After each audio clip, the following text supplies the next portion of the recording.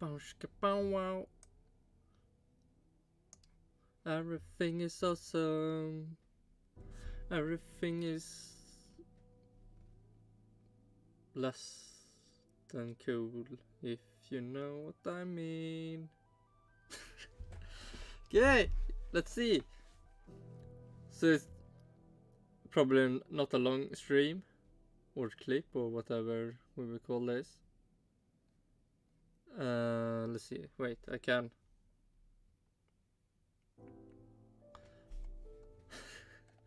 Something I realized today. Wait, we need to go to the. That is, Oliver Behrman had. God damn it. Oliver Behrman have almost same points as Lewis Hamilton. In one race, he almost got equally much points as Lewis Hamilton.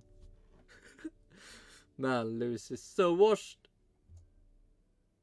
Then also sadly to see that Norris have just 12 points. And George Russell and Oscar Piastri have so much points.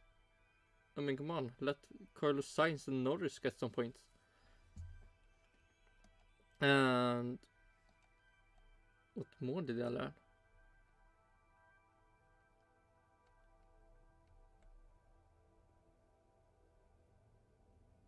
No, that's... Oh, some...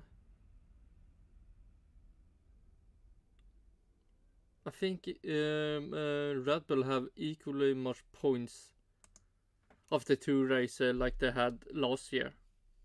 So that's also maybe an interesting thing to know. But let's see. Was there something more? Not really. Well, I can mention that it will be at least one Alex Albon clip, maybe more. It will be more.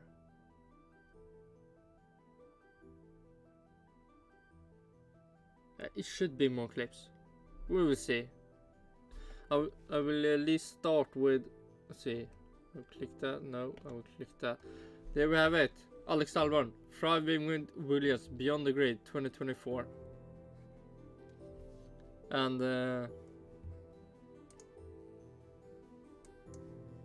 yeah.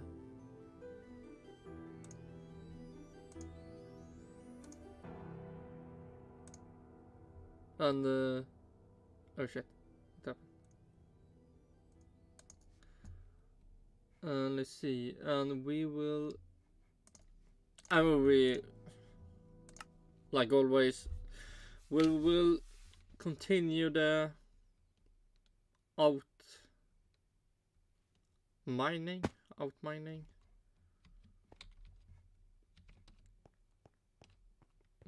stuff. I mean, if you look at this place, we'll go down 1, 2, 3, 4, 5. So 5 torches in a row down to the.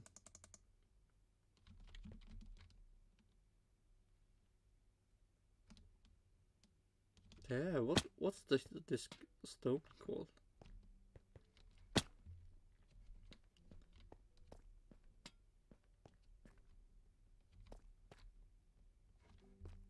Oh my god. What is this stone called? God damn it. Let's see. Deep slate. God damn it.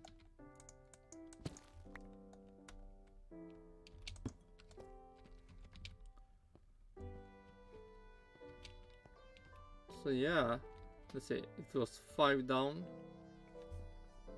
And I think I placed down 3 torches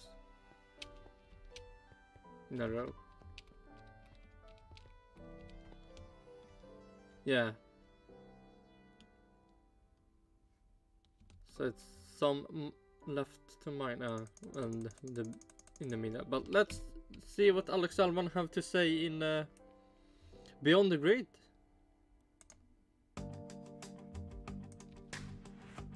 Alex, it's great to see. Oh my god, first time seeing Tom Clarkson. Man, I don't know if it is thumbnail or something. But I didn't know who is this? I've never seen him. And it's true, I've not seen him. I just have heard his voice. Man, this is weird. See you again. How are you? Good, thank you. How are you? Well, I've only heard their voice, overjoyed never seen it that you've before. allowed us into your driver room. This is like your prep area. I Don't guess. worry, I didn't allow you. Content allowed you. That's no, of course you're welcome here. This is basically Let's see, is it? No, wrong.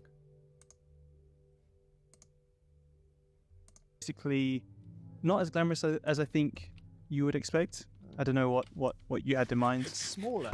Smaller, of people true, might expect. and normally what sometimes depends how much time the team have before races. For example, we only have a week Oh here. shit, wrong. Yeah. But sometimes I'll Okay. carpet it, make it feel a bit more homely. Sometimes we'll have a sofa, but we are on stalls. So yes, obviously my lovely Five suits. 5 sets of overalls. Is that one One for every day. for each on-track session? That sounds like I'm a diva, but trust me, there are drivers that have a new suit a session. So we're not one of them. Problem is, we obviously have a white suit, so and the listeners can't see this, but Shows the dirt. weirdly, my bum has remained pretty clean. Normally, you get dirty marks around your posterior. Well, it depends how many fast corners there are. Yeah. So come back after the FP1, you're going to see a bit. But it is quite bad, and white suits aren't that smart, but they look good, so that's fine. 3 helmets behind you. How many helmets do Yeah. you get through in a season? We're all contracted, so we all have different deals with helmet suppliers. Generally speaking, there's a number they have in mind. It's I don't know, maybe I'm low. I bet you I'm lower than Lewis, but I have about 16, 17 helmets a year. I rarely even use that many. It's hard to use that many helmets. You don't really need it as well, because actually it's nicer to use helmets because they soften up a little bit around your cheeks and your head, so it feels more comfortable, like a pair of Man, having a new helmet jeans. must be. But otherwise, yes, I have 16. Sometimes I go more.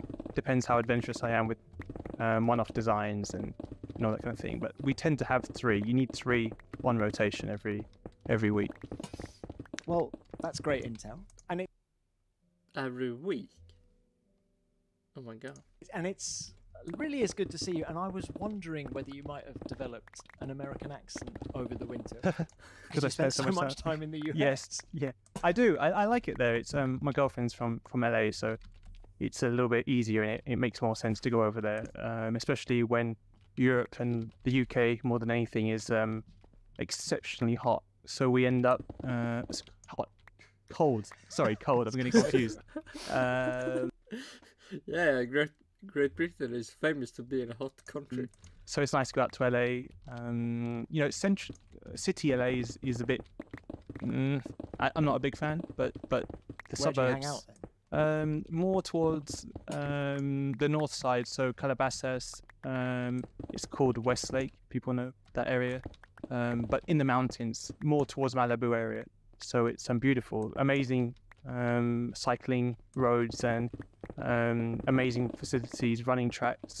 In America, sports is so well done. You speak to the high schools or the colleges, and they give you some privileges. So it's very nice. And did you get any downtime? And maybe famous for sports, but not for the public. I mean, I have areas to walk and do stuff in. Only for cars. I mean, that is kind of downtime. It sounds weird to say, but when we are in the middle of training camp, that's the time away from racing. We're kind of doing our own thing, have our routine. Or training overall. My girlfriend, she plays golf, so we're kind of We saw you in the Netflix Cup last year. yes, yeah. It was the day before the Netflix Cup, I had to practice, obviously. So my girlfriend's coach is actually based in Las Vegas, so it was perfect. So I did a session with him. We went to a really nice course. It's called Shadow Creek. It's like a very posh, very exclusive course, and I couldn't hit the ball. Literally missed every single shot. This is the day before. This is the day before. I couldn't. I was shanking it. You know, I was just thinking in my head, okay, there's going to be a crowd behind us, around us. I am going to kill someone. Luckily, you're overthinking it, is what you're doing. I was overthinking it, and the coach said, "Don't worry, your clubs are a bit short. We'll get you some better clubs, and you'll be fine tomorrow." I didn't believe him because why would you? I mean, you know, it doesn't really help, but it did. Or maybe it was just that I needed that little bit more confidence. That was the best I played for a long time, and I was glad to be able to do it in front of camera. In front of my girlfriend, of course, and in front of the professionals, because you know, the first hole, it was a scramble, so you take the best ball. I hit my ball closer than the pros. It was a par 3. Hi. That's my takeaway. That's my claim to fame. That was before you fell over. Yeah. Sorry, I didn't want. You got me. Yeah. Yes. I wasn't going to mention it, but okay, fine. Let's go in. It started like a pro, then ended up not being It's a a pro. weird sport, golf. It is. The more I play, the worse I get. That's interesting. Explain that to me. I have the same kind of thing. When I take a long break, my first game back, I think it's because you don't overthink it. Once you start to try to pick up habits, you're trying to remember why you played well that one day, and then you're trying to, you know, you're in that vicious circle.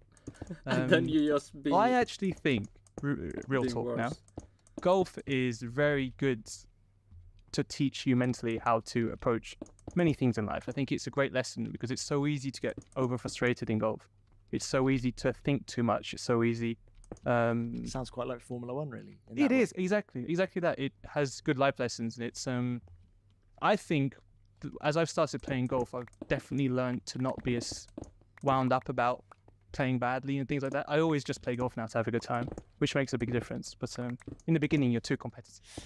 I did also see that you've been charging around in Singer 911 Porsches. I have. I wish it was mine. It's not. It wasn't. It is your... not mine. I was going to say. People thought it was mine. People thought I had 2.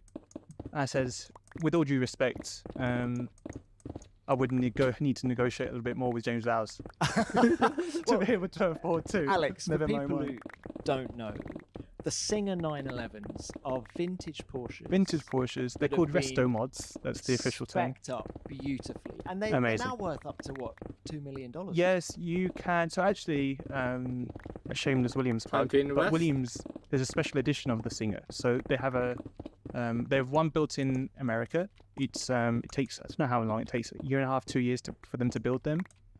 Most likely completely wrong in what I'm saying, but they are around $1 million. And then they have this thing called the DLS, which is Is that the lightweight? it's a lightweight edition. Yeah, you know a bit. Williams did their engines, so the Williams they did a know that. collaboration, and the engine is very good. So Williams, the WAE, Williams Advanced Engineering, which was very much involved in that project, and them cars are built in the UK, and them ones they can go over 3 million. What do they Not like my- to drive? So that's why I don't have one. That's very simple. What do they like to drive? Are they like? Do you feel like you're driving something from that's old, or are they No. really So- tight? Allt är väl, allt är No. väl, allt är väl. Oh, well, yeah. Fast jag ser något. Vadå? Slå larm? Nej, det var bara en igelkott. Igen. Allt är väl, allt är väl. Sektor Alarm. allt är väl. Håll några extra ögon på hemmet. Vi på Pågen vill att alla ska få uppleva smaken av färskt. Alltså, Prova vår nyhet Smaka, det goda surdegsbrödet. skip. Pågen, vi bakar med kärlek. Lucky. I would say I drove the original through the kind of canyon roads around LA. Very raw, so you get this feeling like you have this loud engine behind you. You have you feel very connected to the road. Then on the DLS, that's a different ball game. is really special. It has double wishbone suspension. Again, don't quote me on this. I could be totally wrong. But the way it rides curbs, I drove it on a track it's called Thermal, which is near LA. Imagine a golf course, exclusive golf course, but instead of a golf course, it's a racing track. So you pay a membership fee to have a house on the property, and then once you pay that membership fee, you have unlimited. You have a track. Laps. You have a track. Your own private. You have your track. own private track. Wow. So how did you get on it? The guy who owned the DLS, so not mine, As a membership. has a membership. He has a house there, and we were just driving around. It was for charity, so some very kind gentleman donated some money for me to take him around, and so there. And how important was it for you to get some downtime at the end of a long and intense Formula One season? I remember you being quite ill in Abu Dhabi, actually. Yes, I got sick. I had a throat infection also after Abu Dhabi, so it meant my winter training was coming from quite far down in terms of fitness. I really had to work quite hard to get it. But did back you up. do nothing after Abu? No, so I went straight into a training camp. I wanted to start training before Christmas because I felt so tired, and sometimes just doing nothing is not good. So you want to get your body moving. I wanted to build a good amount of fitness, better than how I finished in Abu Dhabi, just to make sure once I go over Christmas and New Year, which everyone takes off, there was less work to do when I got back. Because we had a weirdly long break, didn't we? We finished Abu Dhabi early December, so you kind of spend a month twiddling your thumbs a bit. So I did a bit of a training camp. You know, I was about 2.5 kilos down from race one, so I lost over the year about 2.5 kilos of muscle. That is all muscle. That's all It's muscle. So I had to get that back up. And then your fitness, you know, your cardio, your CO2, your cardiovascular system, it really does, your VO2 really does start to take a hit, just because you can't. Could you imagine when we do triple headers, when we're going in the hotels and airports and whatnot, and now that marketing here, the marketing stuff, you at best get 1 day of training before you go into your next race, and then 1 day of training, and then you go into your next race. So on a Monday or a Tuesday after a race weekend, that's your time to train. It's not much. It's not much. But I'm interested, this weight loss over the year, did it affect you in races later on? With all the training you do, you actually arrive, at least for me, maybe some people are different. I arrive at race one as fitter than I do for the rest of the year, because I've spent all that time to just get out there and do my training. So you get race fit, but there's also general fitness. So your race fitness gets up, so your neck gets stronger, your core gets stronger. But then on the other side, your general fitness, your cardio and everything starts to drop, and your muscle mass starts to drop. So you start to lose in other areas. And I think the jet lag is actually a huge one, which people possibly don't consider as well. All right, this is an interesting topic, given where we're going next week. Yes. How are you going to combat Where are we jet going next lag week? in Australia? I leave on Saturday, so Right, so that gets you in Sunday, does it? Gets me in Sunday. So my plan right now is I will fly back from, as we are in Jeddah, Sunday night. Monday is trip to the dentist in London, and then Tuesday, Wednesday will be sim. Thursday we have a marketing day with golf, one of our sponsors, and then Friday a session with my trainer, and then fly Saturday and get ready for the week. And then when you hit the ground in Australia, Yeah. how do you combat the jet lag? So we do it before. We even do it before we start flying out. So as we start to move around, we start doing our normal things, but light's a big thing. So blocking light, shades. I'm not so big on melatonin. I don't really like the sleeping stuff. It feels unnatural to me. So I use cherry extract. It's like a natural sedative. So that works pretty well.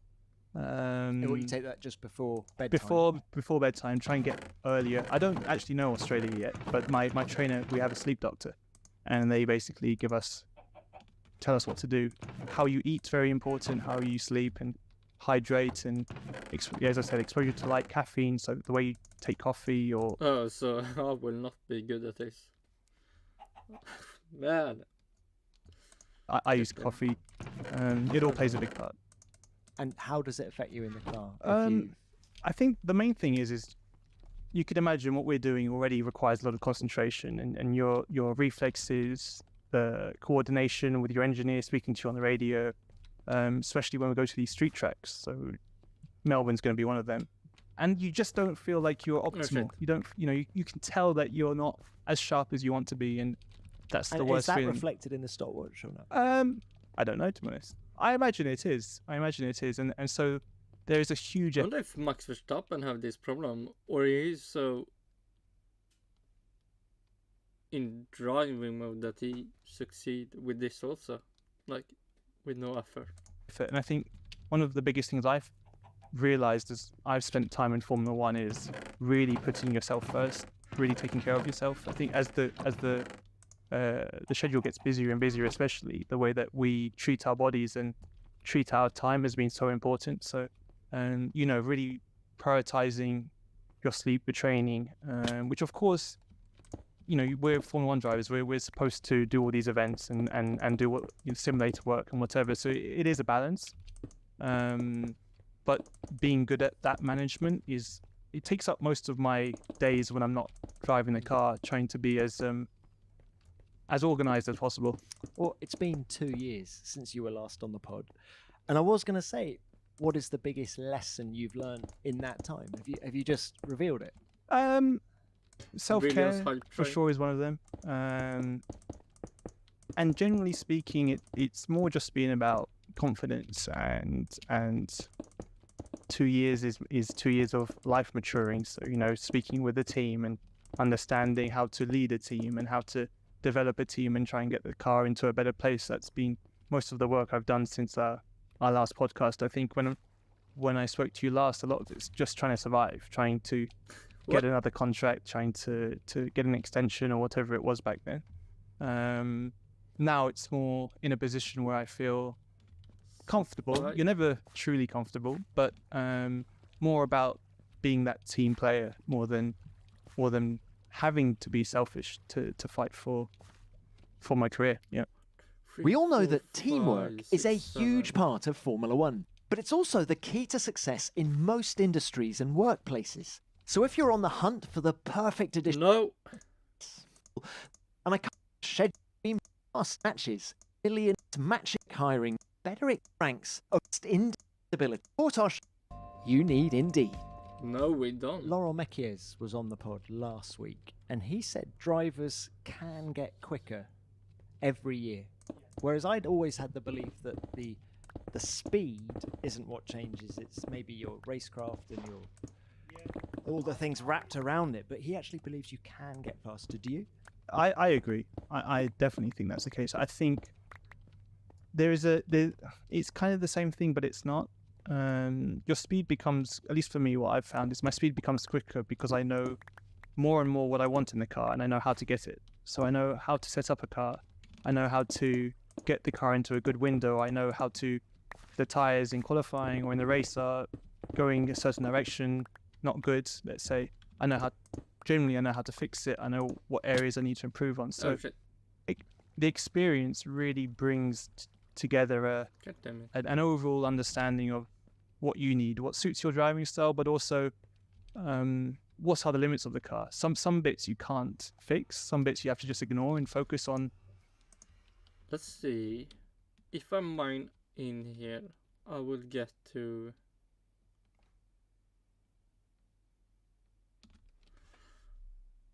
It should be the mushroom cow area. But the question is well, we'll see. Oh, it was. Oh my god. Hi. Okay, back to Alex Albon.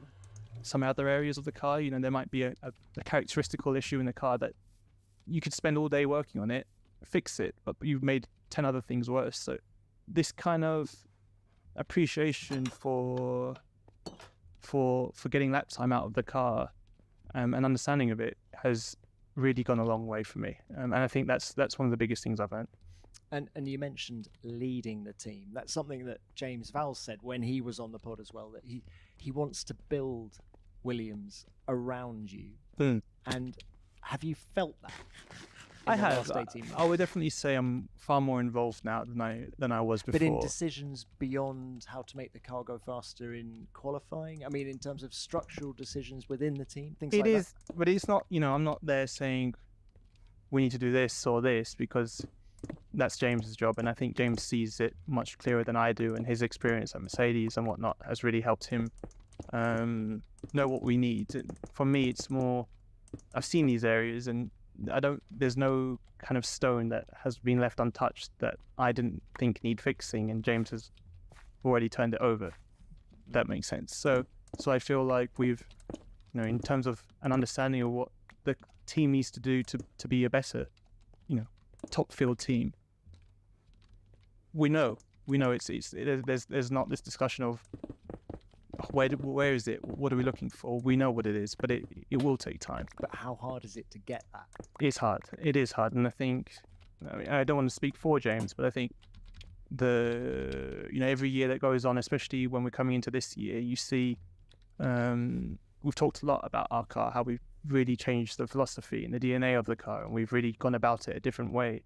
There are some things we have improved massively to last year, but it has definitely stretched the team. It's really pushed it to its limits, and the cracks show in areas, and it's interesting. I mean, hopefully this will make so Williams can remove the cracks and make the team better than Mercedes. And to see how, especially for James, That's probably first Alpine, then Aston Martin. It's myself as well, just because I want the team to be better, and we want to be fighting. But them areas are where we need to improve, because we've got a good foundation now. It's gonna take time. It really is to be one of them teams fighting for the podiums. But you have raced for a top team in Red Bull. What are the fundamental differences? It's a well-oiled machine, Red Bull. I think there aren't any real weak points. I mean, ask just Verstappen, maybe Christian Horner or Toto Wolff. It looked like Red Bull is collapsing. It's the biggest nuclear bomb ever. Even at my time at Red Bull, when is that? Or is just nothing. Now, 5 years ago, it was still a well-oiled machine, and they've only just made steps from then. And I don't know, when I had my time at Red Bull, you can just see that everyone's doing their job, everyone's at the very top of their game, and Williams, we do some things very well, some things we need to improve on. It's not as refined, but it's still in its growing phase. And I think that's really the biggest difference. The desire and the passion, that's clearly there, and that's always been there at Williams. And do you feel, what are you? You're 27 now? 27, yeah, getting old. Almost 28. Yes, Oh my end of God. March. This might come out when I'm 28. Grandpa. And 80-odd Grand Prix under your belt. Do you feel you're hitting your peak now? It's weird.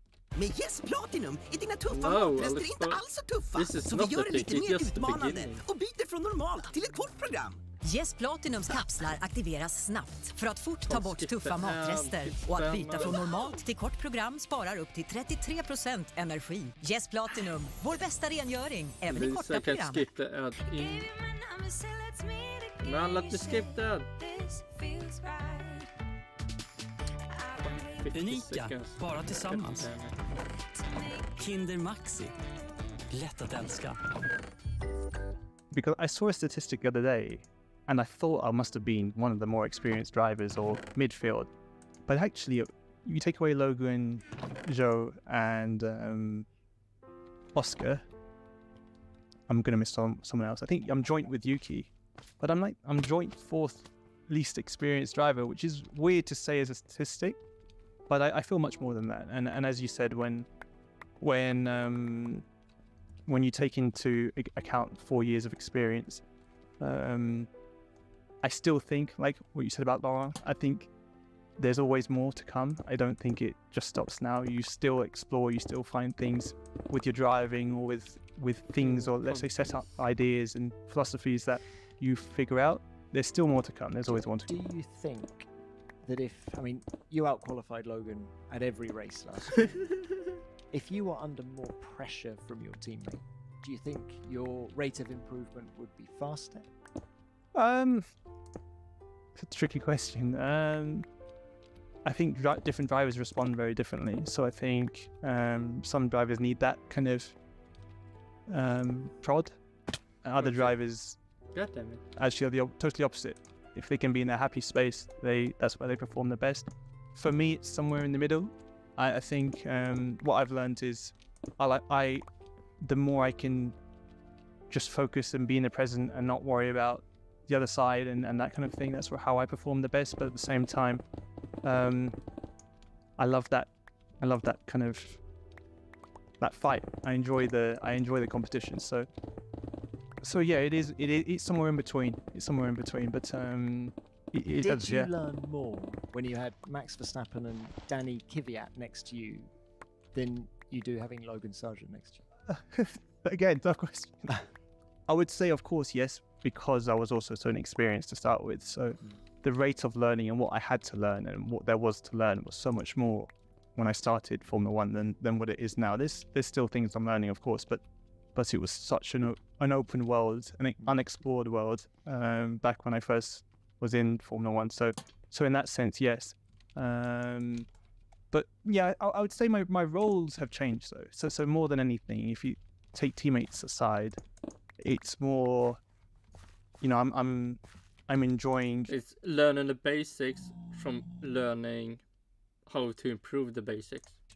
With this new car, for example, exploring different setups, doing different things. I think especially right now, the dynamic within the team, we're just pushing the envelope and because I have the experience and I think also confidence to just try things during a weekend and of course always come back if it doesn't work out. But that side has changed. Whereas I think when I was more, up against Max and Danny, it was more just about just give me the car that the other guy's driving and I'll get up to speed and I need to figure it out with my driving and my tools, what we're doing on the steering wheel, where to improve. And now that's, I guess in some ways that bit, I know I can do it. So there's much more time spent exploring.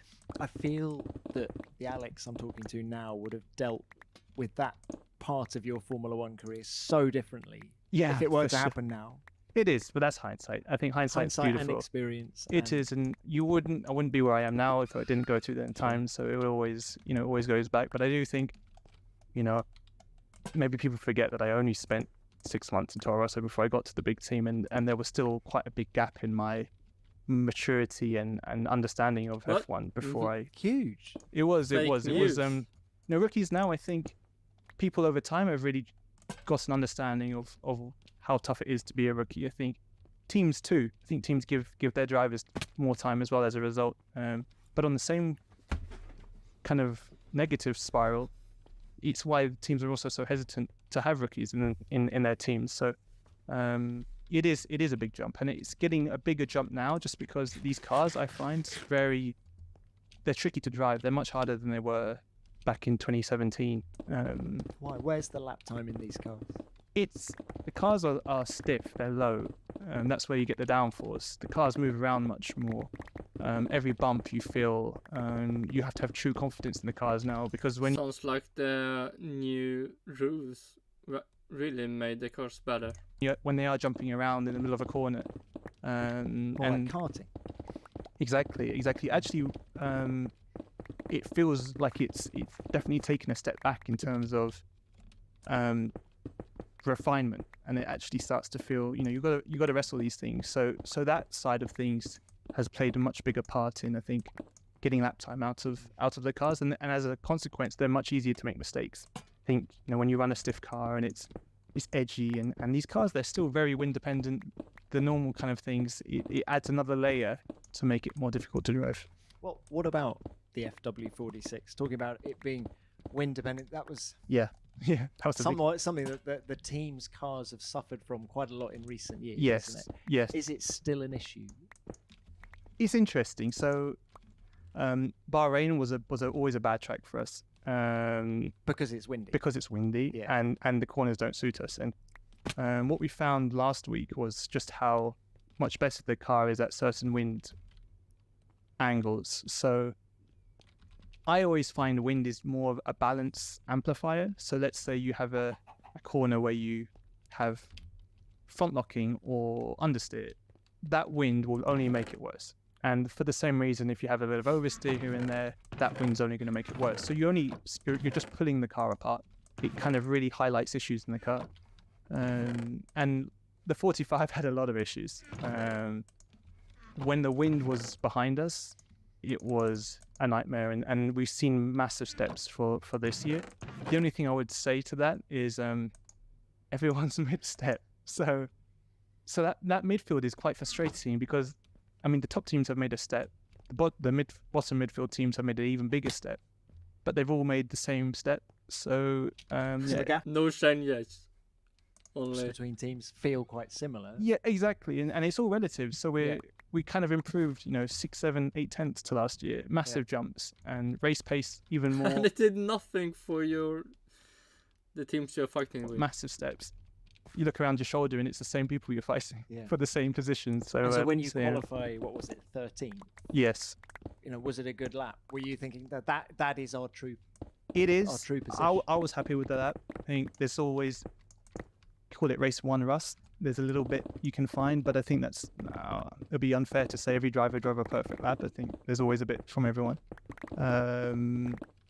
But what was it? Q1 was it 8 tenths or a second, or just over a second, covering the whole field. Now it's more like you make a little mistake and you think that's 2 positions.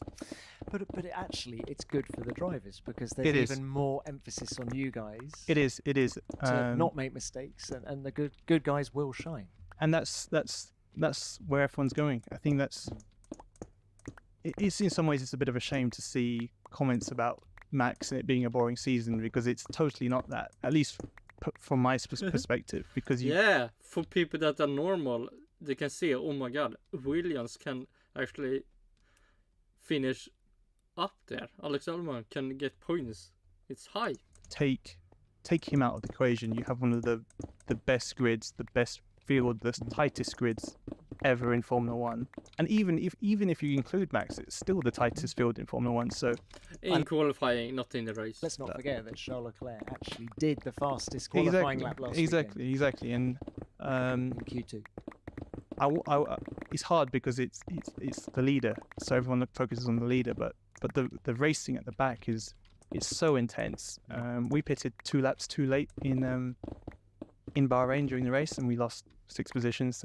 We went from 11th and finished 15th, so it is tight. But what about the development of this car? Do you feel there's more scope than there was last year? There is. So in our heads, without exposing too much, we've got a very good platform. We know where the lap time is. Some of it is achievable, some of it isn't. More for next year, which obviously is a bit painful to say because it's far away, but that's just the way it is. We have a good foundation, as I said, and we've got some updates coming, but I'll say it again, in the end everyone does. So you're only trying to outperform and overachieve compared to the others. So we know we've got that time hiding in the car. I remember what next Palmer Clipp on Haas. Let's see what the others have. Have you enjoyed bouncing ideas off Pat Fry? Yeah, he's been great. I really enjoyed Pat. We have these meetings Monday after every race, and just kind of like a shoot your SHIT. Everyone kind of has a bit of a chat around the areas we need to focus on and whatever.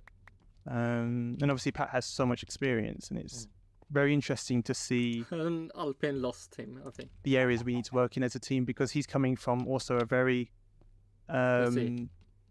organizational background. So when he talks, he's not technically always talking about performance, but he's just talking about how can we be more efficient as a team, and focusing on the areas where I think when we look at the areas for us to improve, that's really our main areas. So some things he will say are positive, and there are others which he says we need work to do. But it's good, yeah. No. Okay, short ad. YouTube pays creators more than any other social media platform. More than TikTok, more than Twitch, more than Twitter, more than Facebook, more than Instagram, more than Snapchat, and it's not even close. And if you're a small YouTuber who wants to take a small... Come on. Let's... piece of this $250 billion pie, I suggest you download vidIQ. vidIQ is the world's #1 AI tool for YouTubers that helps with channel growth and optimization. vidIQ helps you track your video's performance, brainstorm ideas, generate content faster, identify trends, spy on competitors, and so much more. You can click the link in this ad to sign up for just $1 and start using vidIQ to grow your YouTube channel. I'll wait. You will? Good. So you just click the link on this ad. I will not. Take you to a page, get vidIQ, all that great stuff, start getting more views, just $1. No, $1, waste of money. Okay, this is incredibly boring. Just click the link somewhere around this ad, get vidIQ for just $1, and I'll see you there. I hope not. Go fuck yourself. Fucking scam ad. So, 2 podiums to your name already. Yes. Is Long time ago, do you think it's... is it too big an ask for 2024? We need something. Max and Lewis take each other out, and then Max and Lewis take each other out. Charles and Lewis. Oh no! At that point, we'll have Charles and Carlos. Yeah. We'll get a few of them out, and then we can so go on it the would podium. need exceptional. It would need something, but there's always 2 races, I think, in the year that happens, and you just got to be in the right place at the right spot, and you can have a chance. You know, look at Esteban in Hungary, for example. So there's always a chance. And look at the Alpines last year with Esteban's podium in Monaco, or Pierre in Zandvoort, I think it was. It is exactly. Maybe actually, just talking about those results last year. I mean, what was it? He qualified 4th in Zandvoort. Yeah, there you go. And we were genuinely running 4th or 5th for most of the race. We didn't have the greatest. We didn't take the gamble like other people did that race with the tires. If you remember, it was raining, drying, and all these kind of things. We couldn't because we were in such a good position. We thought we got to just play it safe. We got to stay out. But that's very true. You know, we're not far away, and it's only going to take a little bit for us to get there. So let's hope for a podium. First podium for Williams in a long time is with Alex Albon. Wouldn't that be the biggest hype ever? I'm not sure if it will come, but I'll remain optimistic. Yeah, and of course, it's the longest season in the history of Formula One. And I know a lot of people listening to this will be going, what happens to the pets? While you're Don't away? worry, I have 4 siblings and a mum who take a lot of care with the pets. So don't worry, they are fed more than well. They are definitely living a happy life. What's so do the not latest worry. count? Because they've got their own Instagram I always account. forget, but I believe it's 13 cats. Albon _pets. Albon _ please give it a follow. Albon _ pets. We got 13 cats. Can I stop you 2 there? horses. Why 13 cats? I mean, I love cats, but so there's 13? always this thing, and I don't know if anyone can resonate with this. 13. Let's say we want a cat. Fine. We've already got too many cats at home, but whatever. There might be a reason for it. Normally the reason is, there's a litter and they're struggling to sell them, or they don't know what to do with them. Okay, first person they call all the local dealer, breeders, exactly, all breeders. All first the one, Alex will have one. Alex Albon will take one. So they call out and they say, listen, we got an issue, blah blah blah.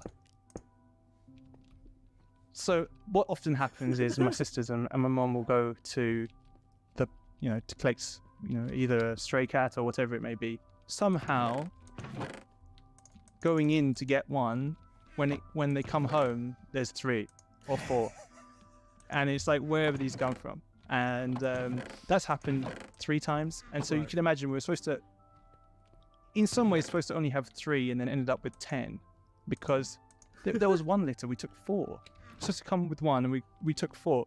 So we got one called this giraffe, hippo. I mean, that's annoying. Were you trying to just get one cat and you come home with more cats? Can you name all 13 No, cats? I got quizzed this the other day and I don't.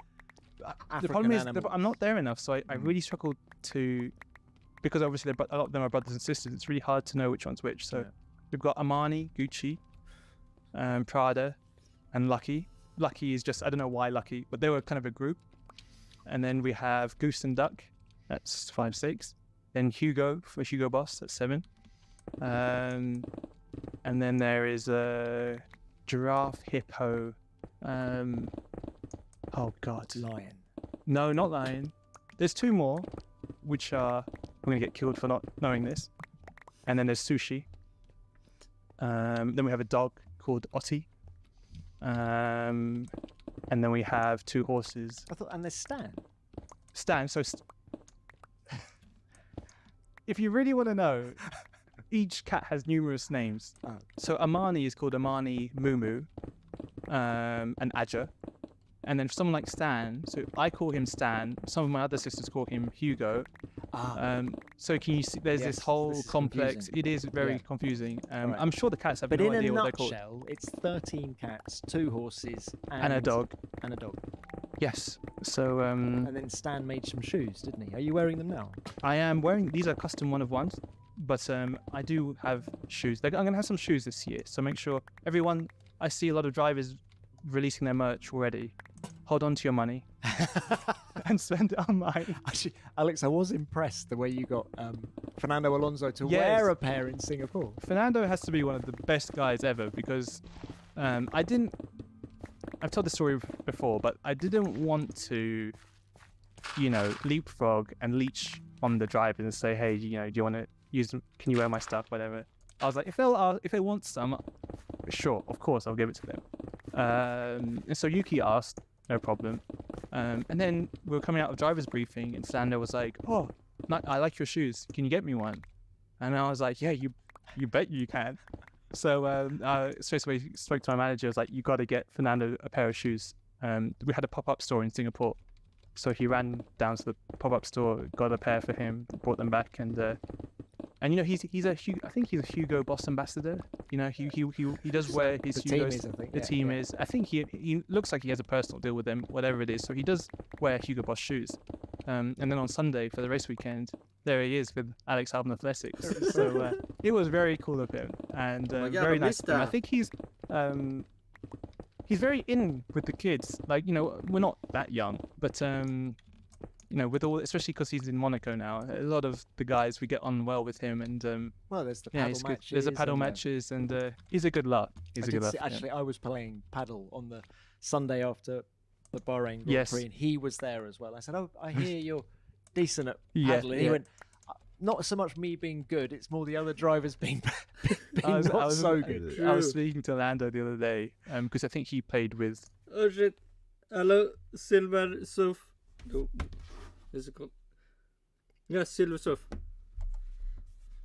Apparently, Alex Albon got Alonso to wear his amazing shoes. There was a grouping of them nice? with Max and someone else, I can't remember. But Lando said first 10 minutes he was kind of late, got up late and strolled out of bed, and he teamed up with Fernando.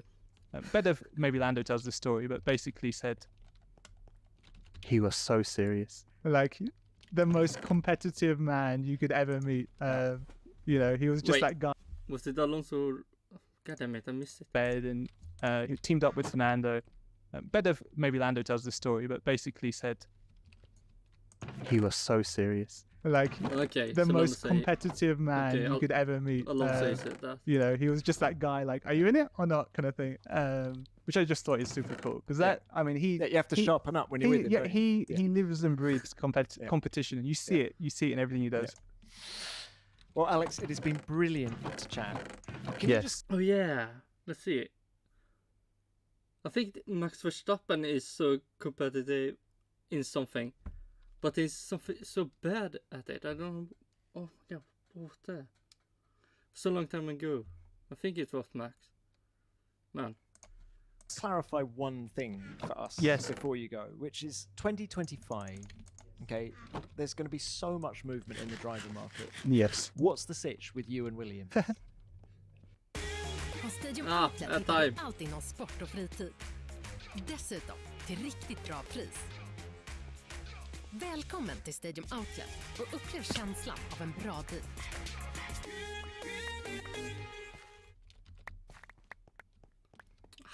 So much ads.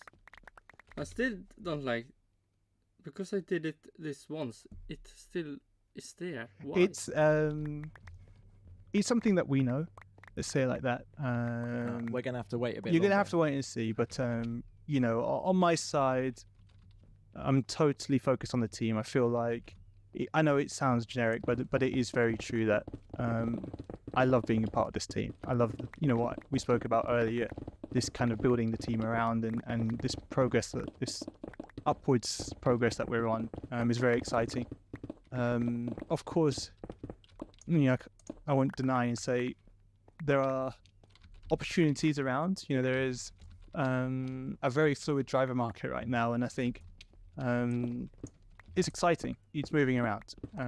But my focus and my entire time is put on the team, and I'm here to go racing. And yeah, and hope you. I mean, I want you to stay because that will make sure Williams can get better. But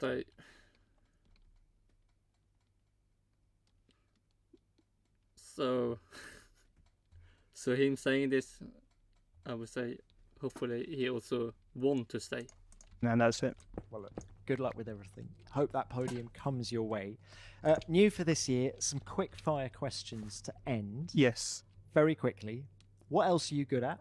What else am I good at? Oof. Okay. Collecting pets.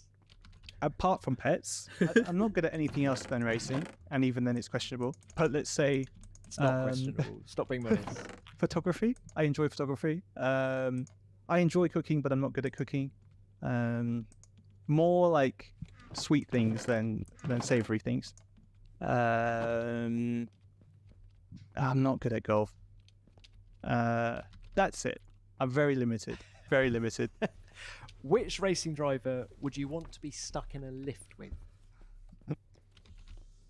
No one who has any bowel issues. Let's have a think. I think it depends how long, but I wouldn't want someone who's just talking all the time. Just someone quiet. So maybe like a Valtteri. Just keep it quiet. Who would play you in a film? I don't think anyone has a face like mine. You know what I mean? Like I've got quite a not unique face, but it's hard to do. I always have thought of Jackie Chan, just because. Why not? You can put a few backflips in it as well. Who's the coolest person in your address book? And I got again boring. I'm not. It's my parents, my girlfriend, and that's me. And of course the racing drivers. So I'm well out of the. So your girlfriend must be the coolest one. Limelight. You know, I'm not the guy to go to these fashion events or concerts. So Stan. Sorry to anyone who knows me. I've dissed all of you because none of you are cool. Stan has his own phone. No, I'm joking. He doesn't. But and look, final one. Who would be your first guest if you hosted a podcast? That's a good question. Valentino Rossi. Yes, definitely. Who is that? I don't know. But hey, oh my god, having so many cats. He should really try to remember all the names, and not just the name, but more than that. Hey, but now it's time for maybe the most depressing thing ever. Maybe. Kevin Magnussen took the brunt of the penalty. Yeah. Oh my god. Hopefully Palmer do a good job with this now. So depressing, promoting breaking rules, and man. people have so much opinion about this. Kevin Magnussen took the brunt of the penalties that the stewards handed out, and the first one is pretty much a slam dunk here for K-Mag. Ollie Behrman on the restart is going to make a nice move up the inside of Yuki Tsunoda, and Alex Albon is having a look around the outside of Kevin Magnussen, who hangs it at this point. He's managed to keep good track position on the inside of turn 4. It's very difficult for Albon to do anything from this position around the outside. I could never imagine someone actually going around the outside unless you have a car that's at least got front wheels ahead of the front axle of the car on the inside. It should be safe for Magnussen. You can just see he's turning slightly to the right-hand side, just trying to cramp the space of Albon, opening up this corner. And the natural trajectory of the track also does do that, moves slightly towards the right-hand side out there, and then flings into the left-hander. So Magnussen's doing that, but in doing so, there's not enough space for a Formula 1 car there, and Albon hits him, and that is a 10-second penalty for Kevin Magnussen. Previously, may well have been a 5-second penalty, given Albon carried on in the race, but it's not a great bit of driving from Magnussen. And there was small damage to both cars in this one. We can see it once again with Albon. Looks to be a decent move on the inside here. Yuki Tsunoda, who's going to be a big contender for this 10th place later on just ahead. And Magnussen, he's got no right to squeeze Albon all the way into the wall here, but yet he does, and there's a little bit of contact there.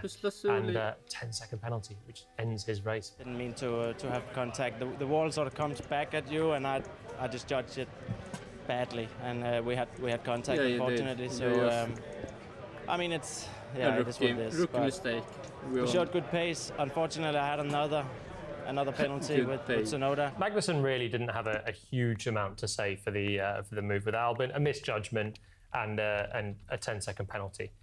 Now we get to the realms of Haas against RB, teamwork against one driver fighting for himself. And we can see here, this move is crucial that Magnussen puts on. So Zhou in front defends from Tsunoda. Yuki's a little bit wide at the first curb.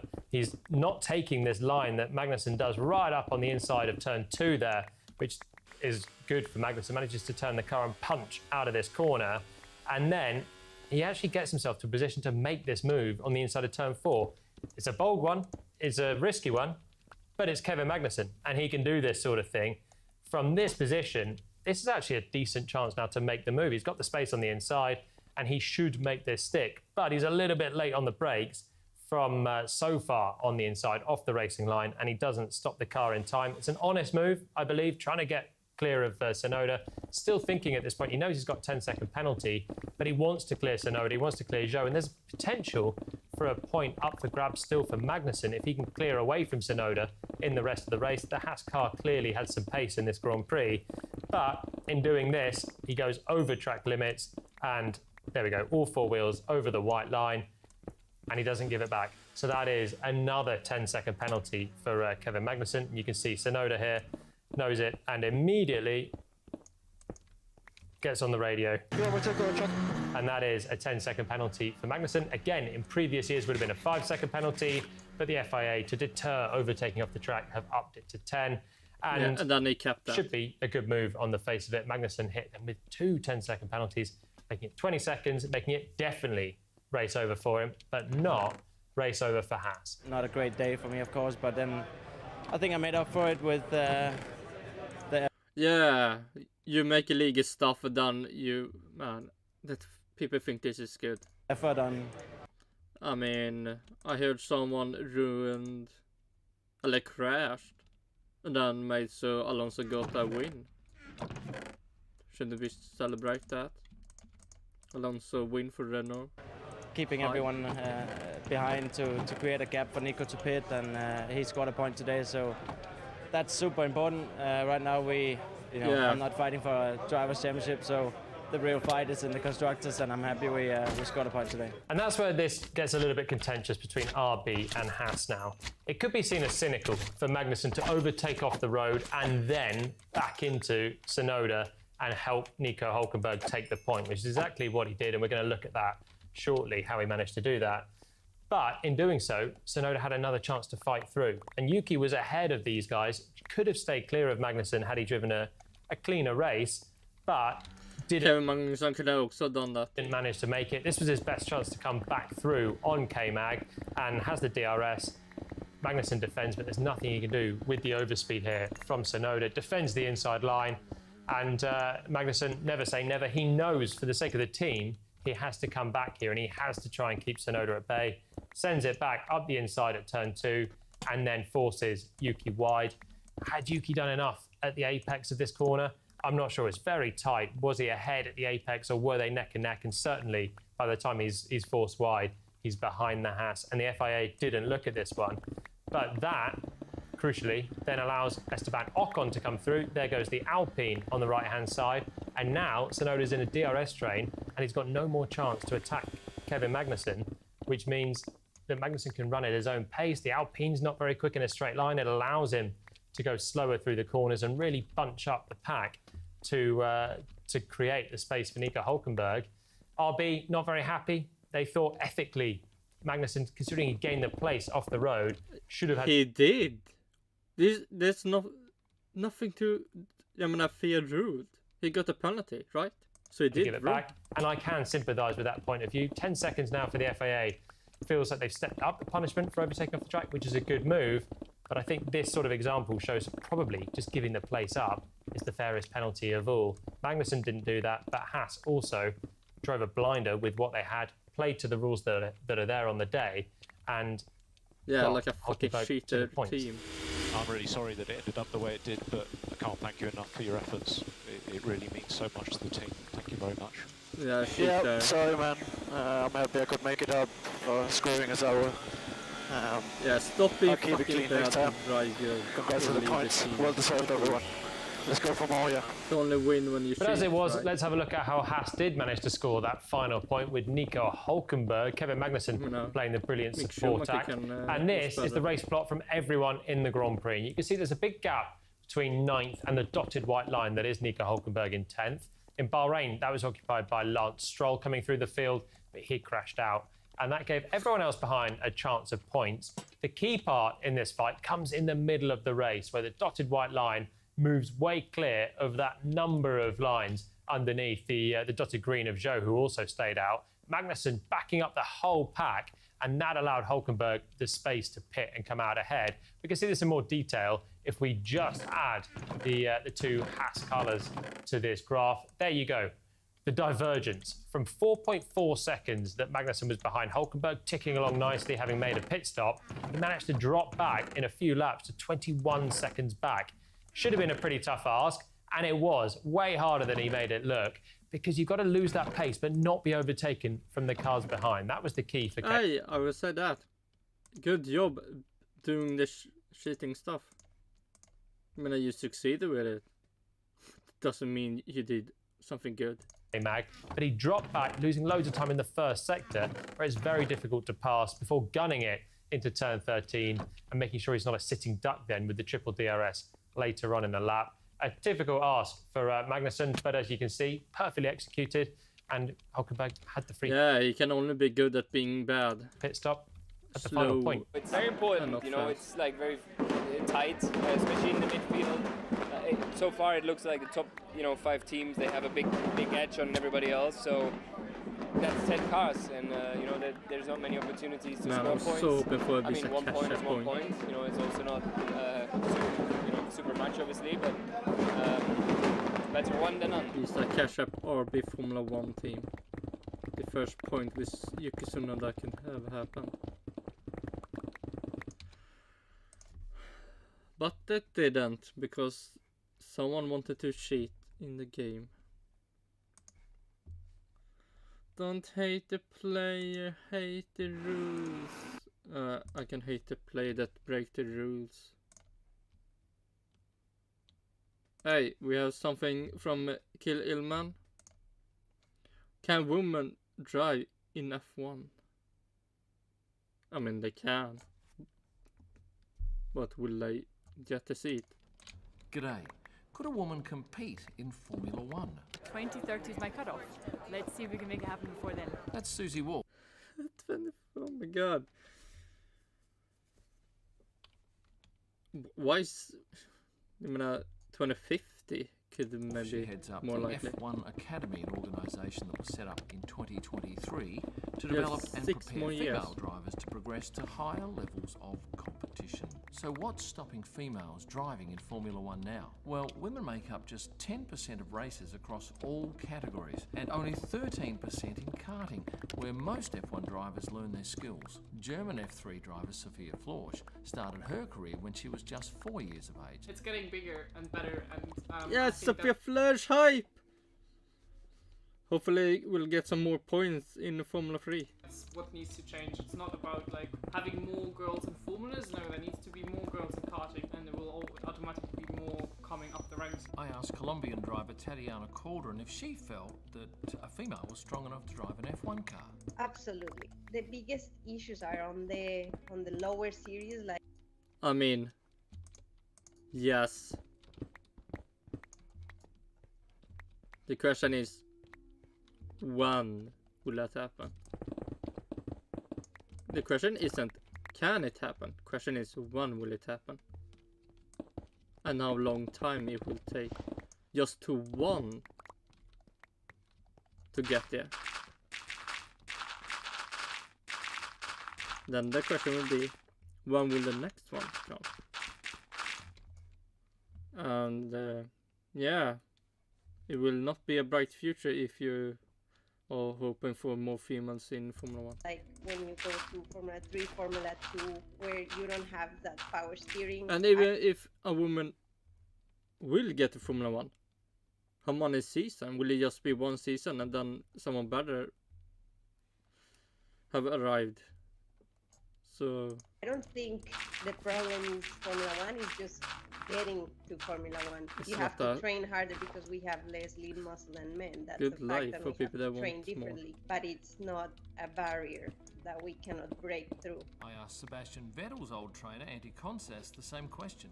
I think a woman certainly can be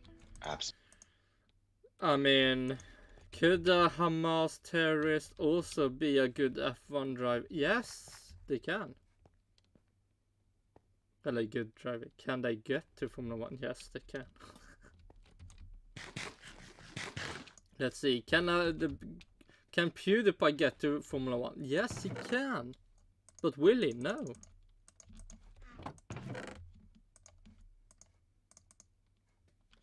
Just because you can doesn't mean it will happen soon or maybe happen at all.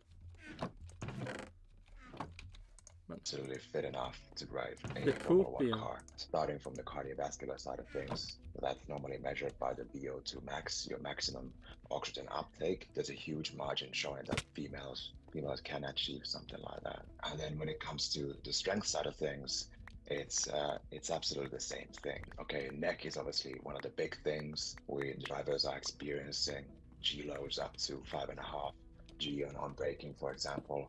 There's no reason to believe that a female could not be showing that level of. Yeah, still yes, but man, how many stars need to get aligned because for one girl to succeed with all this? That's a realistic strength. Antti works at Hensa Performance, which is the organisation that provides trainers to most of the F1 drivers. They found that female drivers tend to drop out of motorsport within 1 to 5 years, while men's careers are likely to last more than 12 years. So does it take more strength to drive an F1 car than it does an F2 car? No. And that's because F1 cars have power steering. Charles Leclerc was doing in Suzuka the quick left-hand corner with one hand, so why would a woman not be able to do it? I think it's more about doing F2 and so on, which is more physical actually than F1. So body strength is more important in that category than it is in F1. The reason why the neck has to be so strong is that ultimately the person who wins the race is the driver who can be most precise. So if your neck is not holding and it's not stable, how can you hit that apex in the perfect way if your head is not where it's supposed to be and your eyes are where it's supposed to be? So it's a hugely important part of the. I mean, the title, can women driving F1? Yes. But when will that happen? How many stars need to get aligned for it to happen? And how many seasons? Will it just be one season? Maybe just Success one in the race? sport. I should just say at this point, if you're looking for a gift for a friend or a family member, head to kimellman.com and pick up either one of my signed prints from a driver or a photo book. There's one for every single race that I shoot, plus every driver, or some stunning F1 wall art. There's a link in the description below. No. What's your biggest challenge to eating healthy? Oh. It's time, having a busy schedule. And how do you combat that? Jimmy I usually Joy! drink meal shakes when I don't have time to cook or meal prep. One What do more. you like about it? It's I would really say easy to fake prepare. out. I just add 2 scoops and I get all the key nutrients I need for the day. Oh, It has nice. plant protein, fibers, minerals, vitamins, and I also think it has probiotics. And it's really affordable too. One meal is only €1.52. And what was the brand again? It's Plenty Shake by Jimmy Joy. It's really good. Go try it. I will not.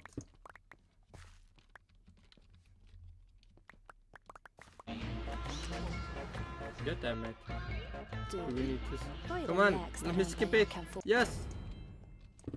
I asked Anty why he thought we haven't seen a female driver on the F1 grid in, what, more than 30 years? There's only 20 seats available. It takes a lot of investment. It takes a lot of will from a young age to set your life up for this, and maybe it's also a cultural thing. Maybe it's not been so interesting for so many females, enough females, let's say, for them to make it to the top. And what would it take for Sophia to make it into F1? Well, it's all about performance and getting the results, and that's what I need in F3, and that's also what I'm going to need in F2 at some point. And obviously have the right support of Formula 1 teams, in my case it's Alpine, to be able to get there.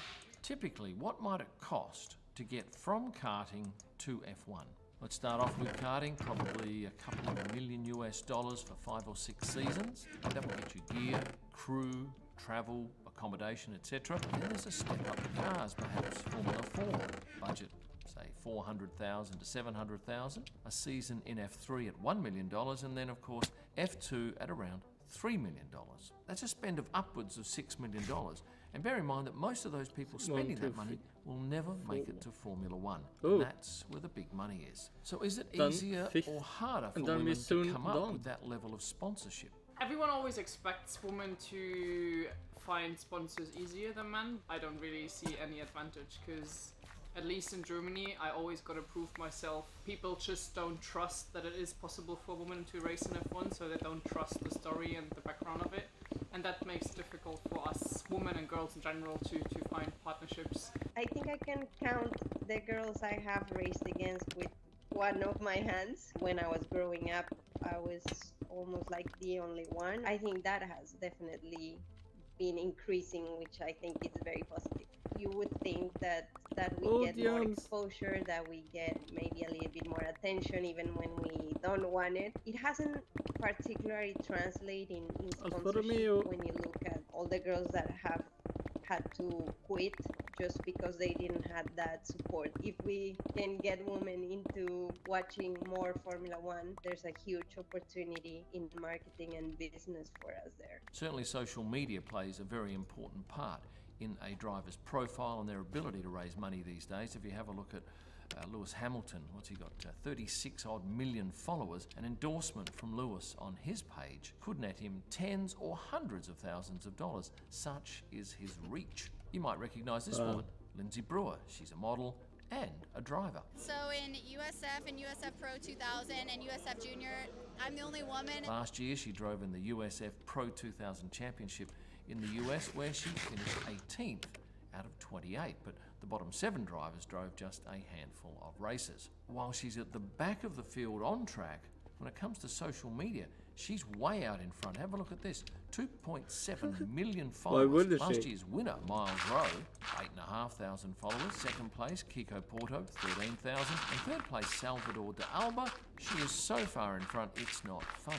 An audience the size of Lindsay's is of huge... Hey, at least she can, do some side work that pays for the many businesses. Formula driving. I was interested to find out if the males treat the female drivers any differently on track. I do think that some of them are more annoyed, let's say, if there's a woman in front of them. At least that's what I got told when I was in karting. When we're all wearing the helmet, we're all the same, so we all want to win, and it doesn't really matter if you're a woman or a girl or a man. If it's a guy if you're a woman or a girl. being last, it's fine, but if it's a girl, it's like, oh, she doesn't belong here, you know. You get a little bit more harsh comments, I would say. For a guy, it's a mistake, and for a woman, sometimes it's like, it's because she's a woman, not because she did a mistake. When I asked Tatiana who she thought was the closest driver to making it to F1, she instantly said Sophia. I asked Sophia why she thought that might be the case. Because I'm probably the only one in the whole paddock right now, you know? I mean, obviously there's no woman in F1, there's no woman in F2 right now, and I'm the only woman in F3, so that's maybe the reason, and also because I've obviously got the backing of Alpine. Ex-F1 driver David Coulthard admits that his sister was probably a better driver than he was at a young age, but being male, he was able to find greater financial support. He agrees that female drivers face a range of challenges and barriers that extend beyond those faced by their male counterparts. So, could a woman compete in F1? Yes. As far as any evidence that we looked at, there is no reason they could not be able to do it. I just hope that I'm photographing. There's no... Well, there is. There's a lot of reason.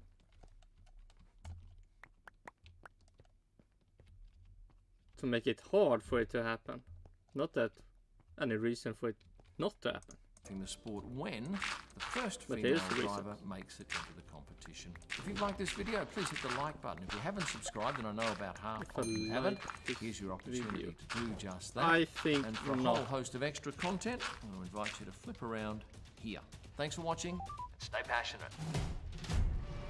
Stay passionate. I would not. Well, obviously not just myself, but everyone involved. Oh my god, really that crash! In that crash, I think it still showed how dangerous the sport can be, but on the other side, it also showed how safe the cars nowadays are. Obviously, you always need luck. Sometimes you are lucky, and sometimes you're not that lucky. But in my case, I was really lucky and had a good car around me, and also obviously amazing doctors who made me be the person again to be able to race again.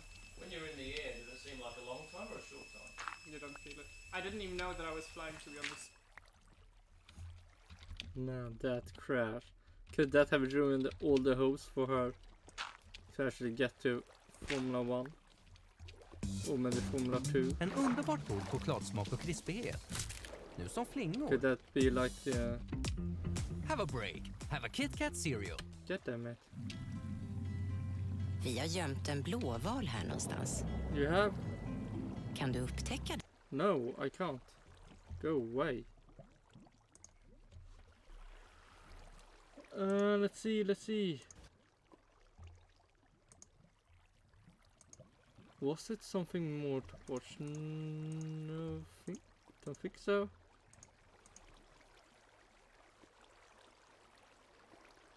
I mean, it could be the more Formula 2 thingy. I always forget. Oh shit, I need to that and that. The national anthem of the USA. So I'll do it in Australian accent. What is the one thing you've learned from each other? That's not an Australian accent. Yeah, that's it. Good stuff, man.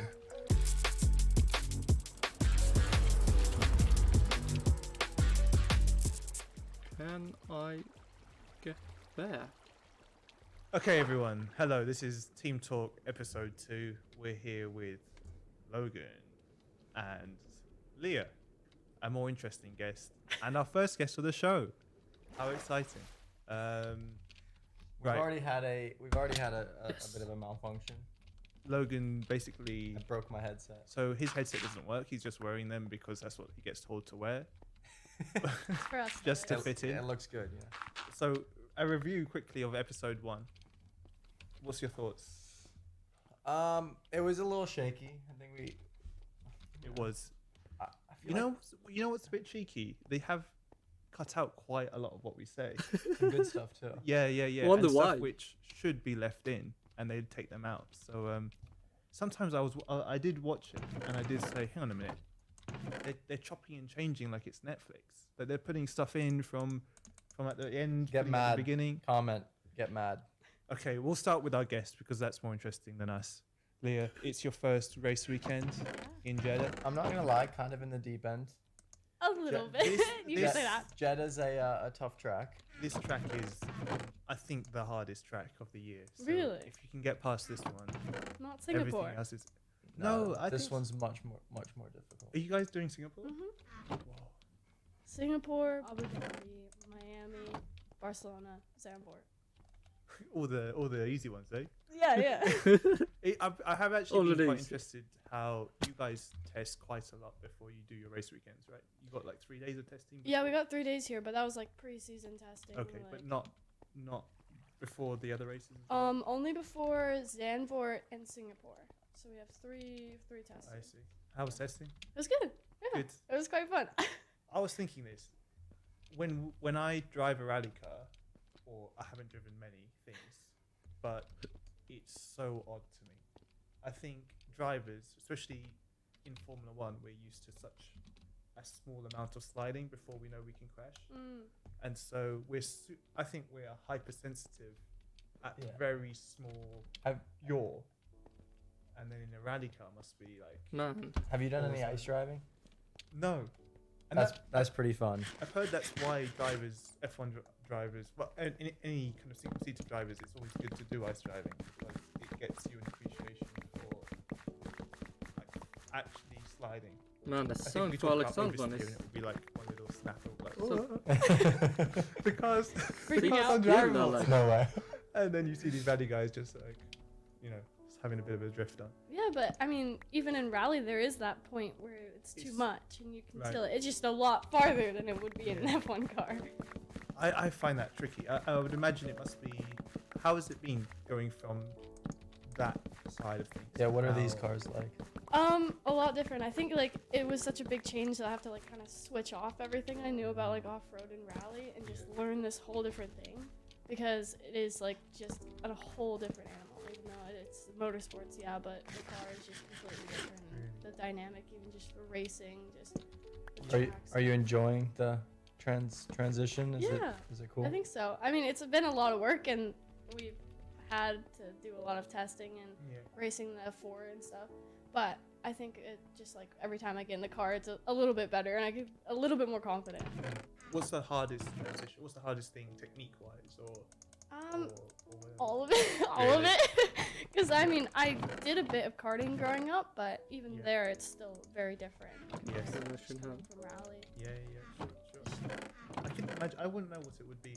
I think if we did it the other way around, I think it would be knowing how far can you take. I think it would be really. I think difficult. we should test that theory. That would be fun. I think, I don't know. I mean, stepping down from an F1 car into something smaller is really difficult. That's true. Because you're used to all this grip and like ice driving, and then then you take it all away, and it is really difficult. That's very true. That's very true. Good. Right.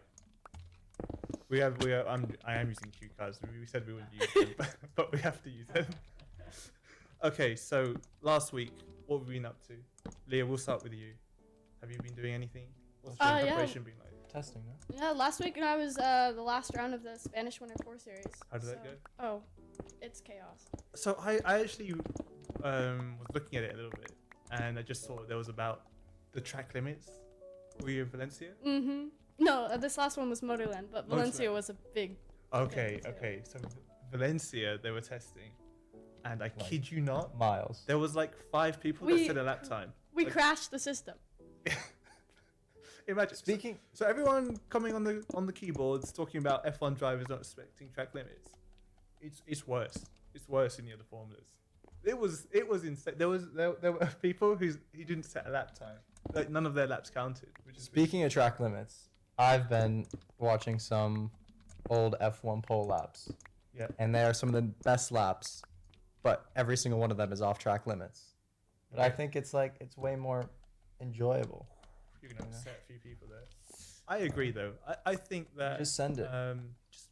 Just make the track the limit, and then just give us free reign, and we will always be at the limit because I think there's You'd be on the grass. Yeah, and I think people. No. Just careful what we say here, but it's tricky to. We know it's tricky to feel what track limits is and not, but also at the same time, it's easy for people to say, well, just don't do them. I think that as well with our cars, you can't see anything. It's hard to see anything, and also I don't think people have an appreciation for the wind, the effect of cars, and the limits and tires overheating. And little things like this make a massive difference. So you have a car that's on a cool-down lap that's 4 seconds in front of you with a slight tailwind. You do the same corner you did previously, you will do track limits. Like these little things make a massive effect on our cars. And so we're all, I mean, what was it in Bahrain? Our whole qualifying session was split by, Q1 was split by 8 tenths. So yeah, from P1 to last. You leave around half a tyre width of track, you're going to lose a position easily, maybe 2. So especially when you're fighting for Q1, Q2, every time, you don't have that margin to give up. I mean, I managed to get track limits at Jeddah. That is impressive. Yeah, you did, yeah. I mean... Oh, Leah, some advice. When you finish your lap, don't go near the inside white line. Well, you have to be near it. If your tire was this much on the pink, like on the purple of inside the white line, that was track limit. You're talking about like the pit entrance. Yeah. This guy was cheating so much. He was literally cutting the straights. I've never seen anything like it. It was horrendous. Horrendous driving. Should have been banned, I think. And that was that was rough. That was tough. Beauty of a lap, though. It was a good lap. I remember that one. We have a message from Rhiannon. It's kind of like Rihanna, isn't it? She's from Australia, if that changed anything, so I'll do it in Australian accent. What is... Can you do one? What is the one thing you've learned from each other? That's not an Australian accent. Hey. That was terrible. Are you Australian? Yeah, I'm offended by that. How do you say it? What is the one thing you've learned from each other? What is something you've learned from one another? What is something you learned from one another? Dude, that is so bad. That's not even an accent. She's like mocking him. Yeah, literally. So what is one thing you've learned from one another? Well, I feel like we leave Leah out of this question, but it's okay. We can. Well, I have a question. Go on. I have a question. You just, I imagine, just took a long flight. What have you been watching on Netflix? TV series, movies. What is? Yeah. Well, here's the thing. I haven't been watching many like shows or anything. I like usually listen to like audiobooks, honestly, or like podcasts. Like podcasts, audiobooks. Kind of like that. Leah's got higher IQ than us. Yeah, right. But I mean, that's like it's an overnight flight, so I just slept the entire time. Actually, this is Team America. You a fan? I am in a podcast with Team America. I haven't. He's on my TikTok a lot. Really? Oh, mine too. Yeah. So I think it's very like fitting for this like hunger for just controversial topics, conspiracy kind of stuff. Which I mean, it sells. Like it's interesting to hear. What's your favorite conspiracy theory then? One of my best friends. He's a massive conspiracy theorist. Have you seen this? Is it Adam Hancock? Have you seen his stuff? Is it this guy? Maybe I've totally butchered his name. It's about the Egyptians, and it's how the Egyptians only took over the pyramids.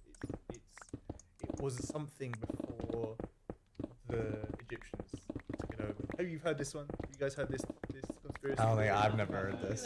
I think you're off. No. Off on one, It's basically like an advanced species set up the Egyptian kingdom, and then only afterwards did the Egyptians take over. Interesting.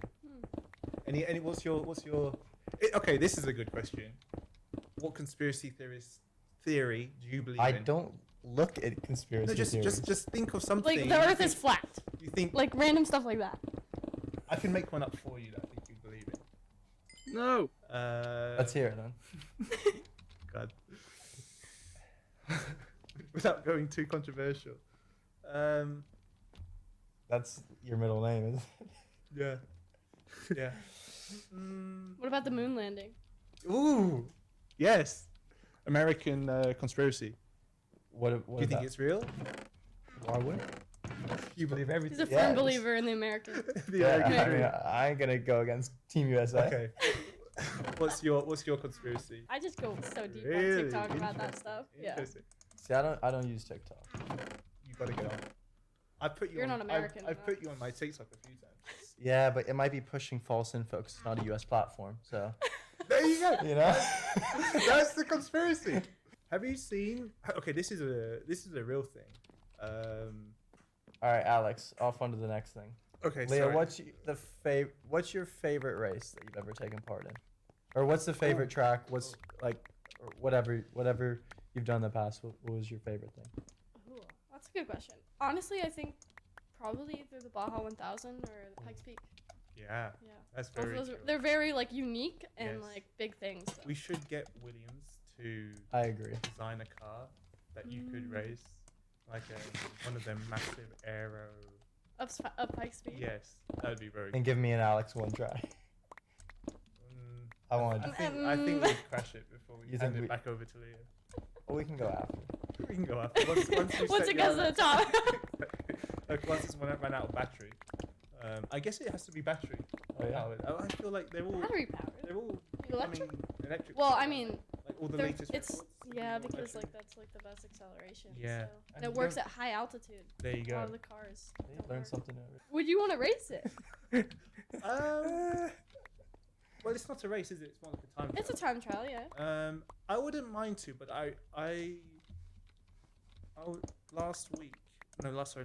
last year I was in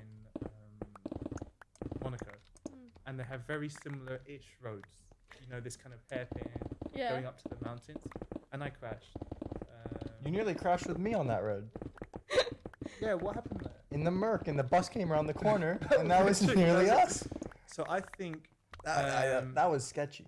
I don't know how you guys do it, but I'm quite scared of heights, and I think seeing a cliff face on the other side, I reckon I would use all the track on the kind of the cliff edge or the wall section. Yeah. I'd be all over the curb using all the track, and then on the right side, I'd just be there's like, no way. Yeah, it's just like straight drops. Exactly.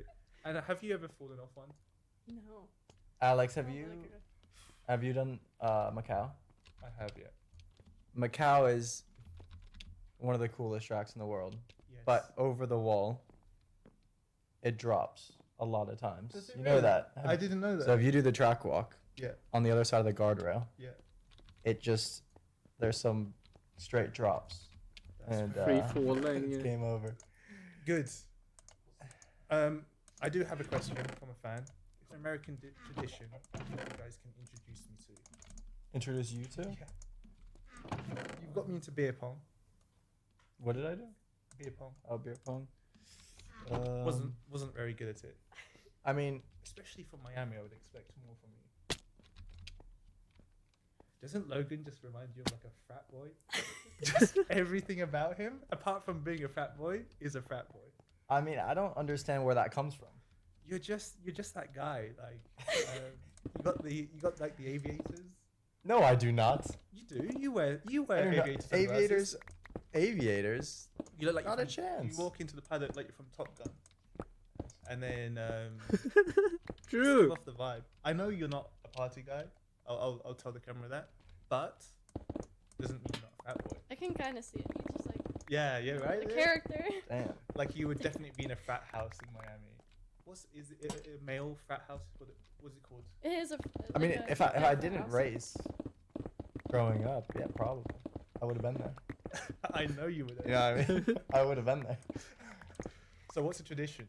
American tradition. What's Yes. really different to what you already know? You know what I would like to do? I would like to do the start your engines. Oh. On a NASCAR NASCAR, start. Have you seen the who's the guy from Mall Cop? Paul Blart. Have you seen his one? No, Kevin Yeah. James. Sorry, is it Kevin James? Yeah. Sorry. Paul Blart is his name in Mall Cop. Yeah, but that's not his real name. What's his boogity boogity let's go racing?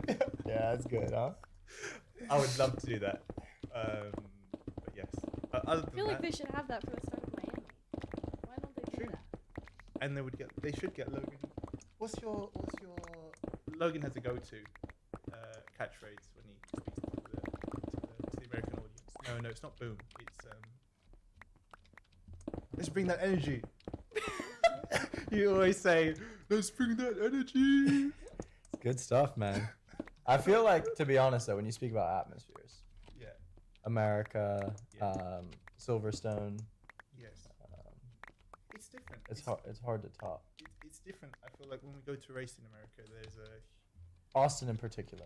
Austin's super cool. Yeah, I think there's just a more kind of, everyone's just there to have a good time. Yeah, exactly. I don't know. It's just such a positive feeling when you go there. So, yeah, it was lovely to have you as a guest, Leah. I'm sure we'll have you. Man, oh my god, this. I mean, I feel this. Will they say in the third episode, man, a lot of stuff got edited out also, because this is, man. Is this the best thing they? Oh shit. On the pod. Team talk again. It was a bit scrappy, so sorry. That's on us. Okay. That's this needs some polishing. Otherwise, thank you very much. Or maybe we try a rally car. You know what would be cool is if we had mics and we were doing the podcast in the rally car. Ooh, I don't know if that would I don't know if that worked. Just have to be really casual. Or like you've seen those videos where you have to do like a trivia kind of quiz thing while you're trying to drive, and whoever gets the most amount of answers right wins. That's true. Ooh, that would be good. Did you see the one F1 did where they would put the drivers in a car, and then when you get an answer right, you'd have to jump out the car and go into the one? But there's also ones that I've seen people crash. So. You have? Yeah, like Grosjean in the pit lane in where was it? Laguna Seca. Yeah. It's quite crash heavy, this podcast. So that was it. Thank you so much, everyone. There is one thing which I'll end up on. This is just being given to us. It's a paddle racket with Oscar's face on. I think we're going to get him on the podcast at some point, but otherwise he's got some work to do at paddle. I don't know why we did this. I don't know what the content team thought of. We've got to relate Oscar and paddle. Let's just stick a face of his on the board. But what I will say is he did expose me on He did. On the And then on you the tried to social expose medias. me. Did I? Well, you said it was actually Logan. I was like, I don't know about all that.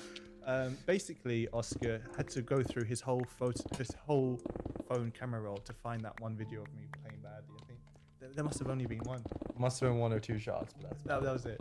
And I did have a backlog of about 400 shots that he didn't take very well. But we'll let that slide. All right, we got to go. See ya. Clearly, bye bye. Okay, that was something. But I would wanna see.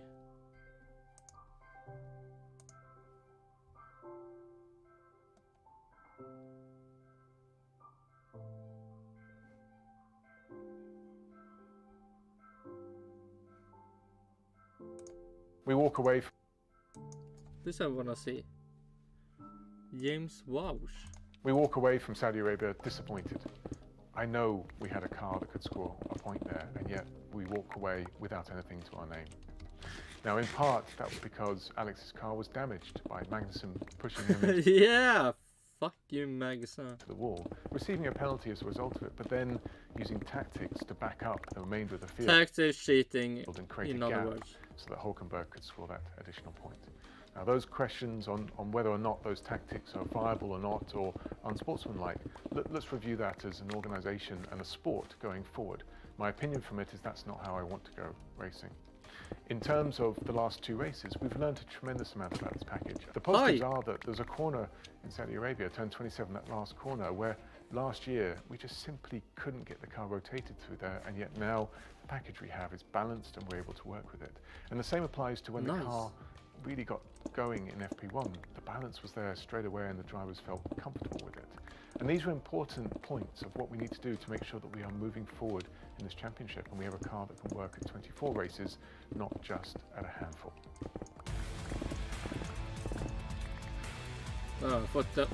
Was that it? Welcome to the Valve's Verdict, presented by Kraken. My crack.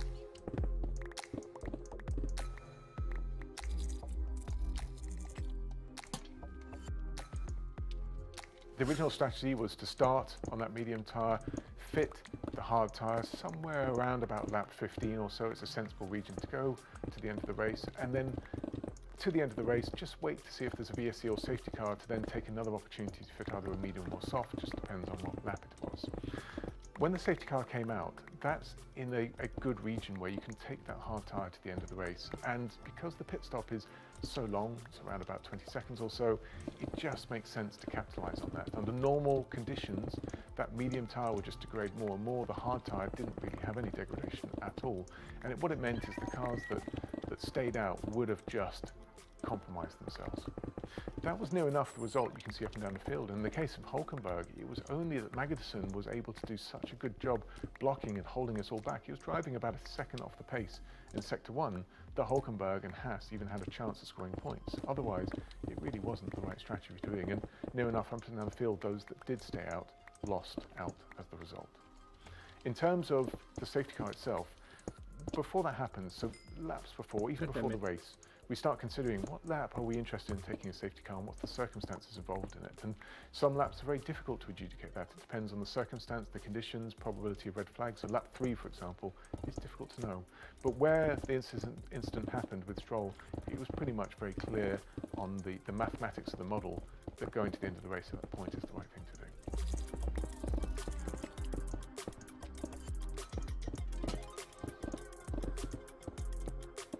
It's a good question because there's a lot of intricacies to it.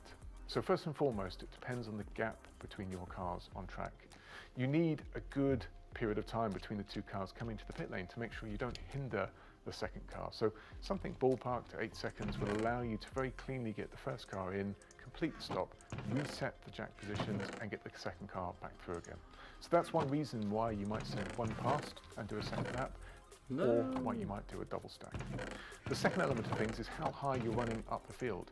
If you think there's a high probability of catching the safety car by the time you get to the second lap, you clearly won't wait to go around one more time. You have to bring the car in immediately into the pit lane. So there's a function of your gap to the lead car and where you are on the track relative to where the safety car can come out. So it's fairly complex when you start thinking about it that way. The next element of things is if you go around one more lap, you get an opportunity to see what all of your competitors are doing at the same time, because a number may come in under the first lap or may not. So and that gives you two benefits. One, you could change your strategy as a result of what's happened around you. For example, you weren't expecting a number of cars in and around you to stop, but they did. And that will now change you to a circumstance where you should also maybe not stop as a result. The second element to that is you want the pit lane to be the least busy possible. And typically on the first lap it will be reasonably busy, and the reason for that is you don't want to be held in your pit box and wait whilst traffic goes by while you find a gap in a very narrow pit lane. So to answer the question, it's not one aspect, it's a number of aspects to it, but the strategy team do a really good job of highlighting what those are going to be well and truly before the incident, so a lap or two before, and then we know what we're executing when the safety car comes out.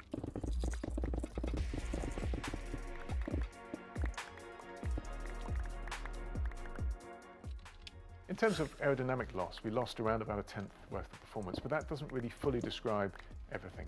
Without the load on the front tyres were wearing also a little bit faster than other competitors now. It was quite sensitive in terms of front wear at that track. And so what it meant is over a course of a very long stint, like we were doing on that hard tyre, we lost out more and more with degradation. To answer the question, could we have scored points or not? With a car working absolutely perfectly, you can definitely say there would be a much better opportunity to have got through Magnussen. Also, at the start of the race, we didn't do the best job, and Magnussen was able to slip through. Had we been ahead of him, points would absolutely have been there for us as a team. In terms of the car pace, yes, I expected the car to be around about where it is. You can tell that that sort of midfield fight is very, very tight. Across the last two races, you've seen a very different order between teams, and that's just indicative of the fact that there's a tenth between four teams. And it just depends on which team gets it absolutely right on the night as to who ends up ahead. There are other tracks that will suit us more or less going forward. I think Melbourne will still be a positive track for us. It'll be interesting to see how the car performs in Japan. There's still questions over last year, and hopefully we've addressed the balance sufficiently to create a better package there. But I think the point that we have from this is that we have to be there or thereabouts fighting for the points when the top 5 teams leave any available for us to take. True. And Lance Roll will probably make sure that will happen more.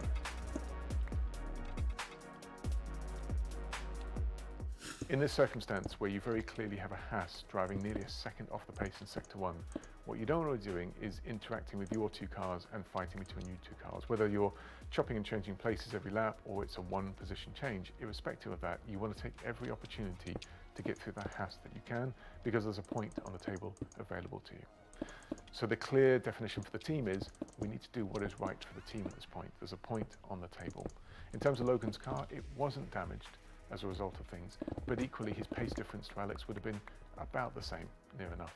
And for me, that's not enough of a difference in order to invert the cars or create opportunity.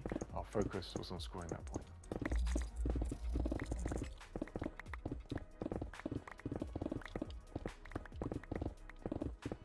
Leah has done an extraordinary job. When you consider that it's now something circa 18 days in a single-seater car, and that's it. That's all the experience she's ever had. She's never driven a car before that. She's been driving rally cars and a little bit of karting, but this is her first time. The person that I talked to. In this Formula. Against people on the grid that are either in their 2nd season of Formula Academy or have been racing professionally in WEC or other series. It's extraordinary to see her up in that sort of top 7 grouping, just a few tenths off where she needs to be. More importantly than that, what I can see is the progress. When she first got in the car, she was something close to 3 seconds off the pace, then next day 2 seconds, then 1 second, then 0.7 of a second, then half a second. And that progress hasn't stopped yet. Every time she gets in the car, she is finding performance in herself and performance in the team.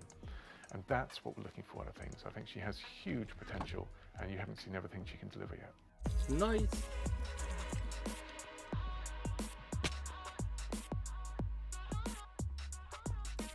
Answering that question, it's valuable. Of course, we have pain that carries over from the first 2 races where I know we had potential to do more than we did.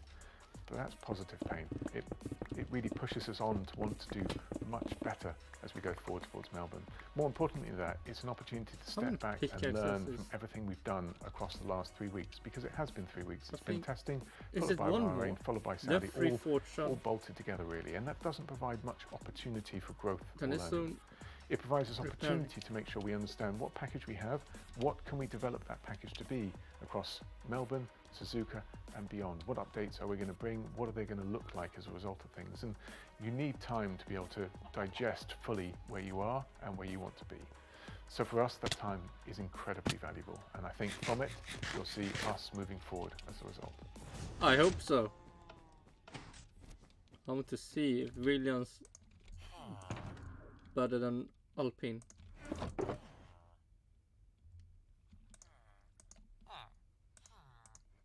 And then we have Free Fortune, and then it's just Silk. And then we need to make some more.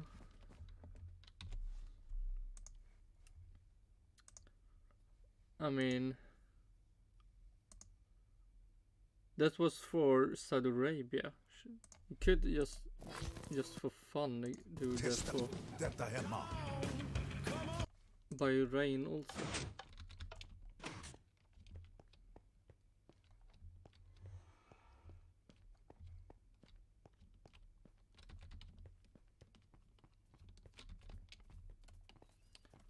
And then it will be over. It will be done. It will be done, my lord. Man, I must. Do I have? Yes, I have. Oh shit. No, we can. Bahrain wasn't the start to the season that we wanted or thought we may have following the winter work and the winter test. I think it's fair to say that we're all walking away disappointed from that event, knowing that there was far more achievable, either in different circumstances or with the understanding we have now. We'll break it down during the course of the questions, but very clearly we weren't able to extract the performance from the car with that overheating issue in the race, which I'll go into more detail that was shortly. Not a fun and race. That was very, very costly in terms of lap time, in terms of the car then being... Will it go through? Why the problem with the steering being wheel. very heavy from the fuel that was left over as a result of that as well. The second issue is that with Logan we suffered a very significant and critical failure of the steering wheel that led to him going off the track. And again, items like that simply can't happen when you have a field of 20 cars close together and you want to make sure that you're optimizing every single millisecond out of the package. It's fair to say that we have a lot of learning that took place and a lot more learning that we need to get done very shortly and very quickly before we go to Saudi.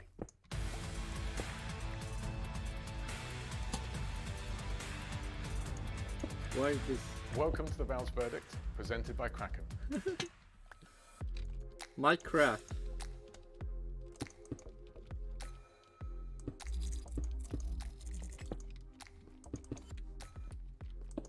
On lap 10 of the race, when Logan hit the brake pedal, he didn't have the brake balance where we would normally expect it to be, which is in the region of high 50s, perhaps 56 up to 59 or even 60%. The brake balance was actually in the 90s. Immediately, the front wheels locked up and he went off the track. Now, clearly, he didn't want the brake balance there, nor did we, for that matter.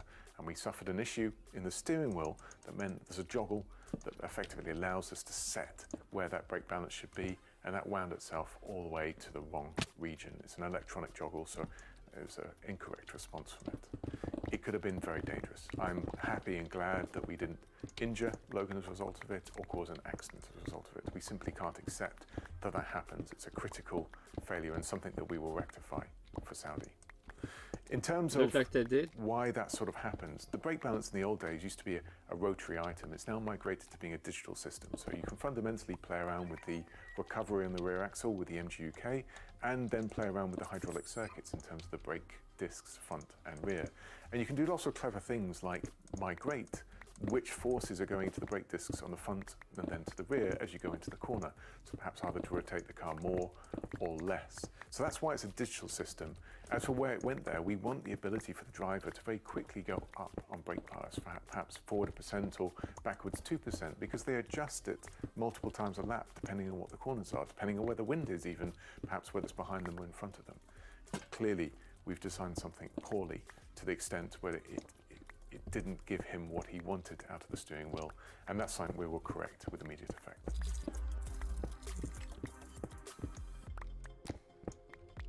Car too hot, put very simply, means that we're in a critical state on the power unit and we have to take temperature out immediately, otherwise you're going to damage the power unit or worse, fail the power unit. We can see that data as well from where we were, so it's not just a single mess of the driver, we could see which temperature sensors were going over, and we don't measure temperature on the power unit in just one location. There's 5 or 6 critical locations, and any one of those can trigger that message to the driver. The action for the driver is very straightforward. They need to, on the straights, pull away from the traffic situation they're in and make sure we get our radiators into clean air. So effectively, you get turbulent airflow off the cars in front when you're following them. If you pull to the right on the straights, which is what he was doing down the start-finish, you're now able to get clean airflow through there, which is much better for generating cooling. But that's a state you never want to be in.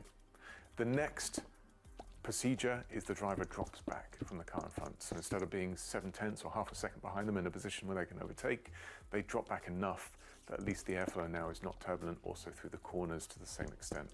Now, neither of these is desirable. We're throwing away performance. In the case of what happened in Bahrain, we set the cooling levels, which means how we close it down, louvers, taping, etc., based on long runs that we've done both in the test, but also from FP2. And that data we carried forward to the race. We have models that allow us to predict what's going to happen when you're racing, you're in traffic with a number of other cars. What happens if the wind rotates? What happens if a number of different circumstances come forward? And for reasons that we are still investigating now, we were far warmer than we anticipated being. So much so that you saw that car too hot message on lap 2 of the race. So early on that you shouldn't be seeing. Oh my God, lap 2. What it meant was that from then onwards, we were near enough throwing away a few tenths a lap. That's the initial loss. Then on top of that, we were accumulating large amounts of fuel in the background because we could. Nah, that after already lap 2, I mean, sure if it happened in the middle of the race, but lap 2, man. Burn it because we couldn't use the power effectively as we normally would do. So those are compounding effects that would have cost, by the end of the race, something akin to 10-15 seconds of race time.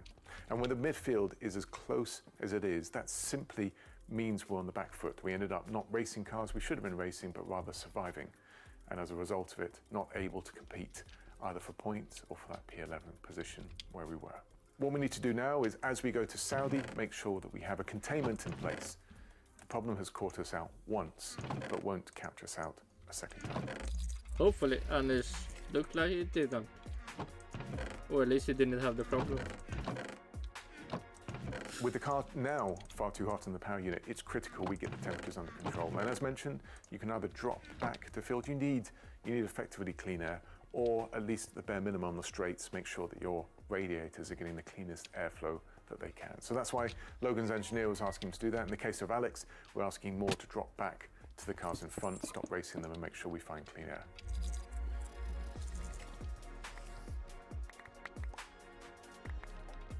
I think it's a good observation that Logan did very well on those opening laps, and it's also an indication he was out of position in qualifying. Come to where he was in the race, he was fighting cars and overtaking cars and moving forward, and I think that's really a good demonstration of how much we've improved the package this year. Last year's car simply wouldn't have been able to do that, and we have a car now that you can trust under braking, that you can get close to the car in front, and it's more predictable, allowing you to race. More diamonds! Even post-stop, Logan's lap times were strong.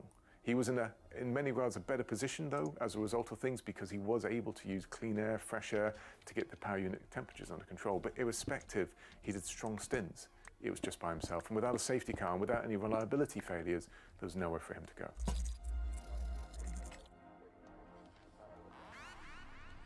Eight diamonds. I think it's a good observation that we didn't get the strategy right in Bahrain at all. In terms of Alex, the thought process was that the degradation will be higher than it really ended up being on that hard tyre. So the soft tyre did have a good chunk of degradation, but we expected the hard to still mirror that. That's been typically the case in Bahrain time and time again. And when you go for the early undercut and push the tyre, it tends to not respond well and degrade even more again. But that wasn't the observation we had here. There were a number of teams that did really good second stints of the race that caused the foundations, and going late didn't pay the dividends anymore. So the reasons why you go late is you get everyone else caught into that race of stopping earlier and earlier, and they drop off the tyre curves. It becomes very difficult for them to finish the stint 2 at strength, and very, very difficult at stint 3, and you can come back towards the field and overtake them. And you saw that somewhat. There were a number of cars towards the end of the race that were really suffering, and you saw all the gaps closing back down, but nowhere near to the extent required where you can claw back where you need to be position-wise. Who did that suffering?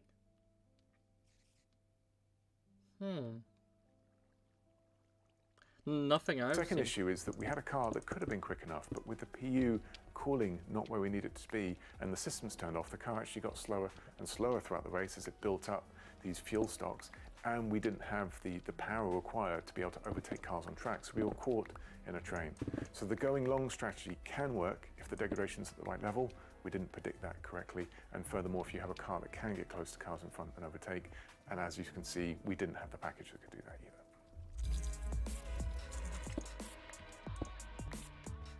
There's very little time between these back-to-back races, and we've had teams working all the way through the weekend. So obviously it was a Saturday race, but Sunday is still a day that we have to absolutely optimize everything to get it right for Saudi. There were too many problems over that first race to do otherwise.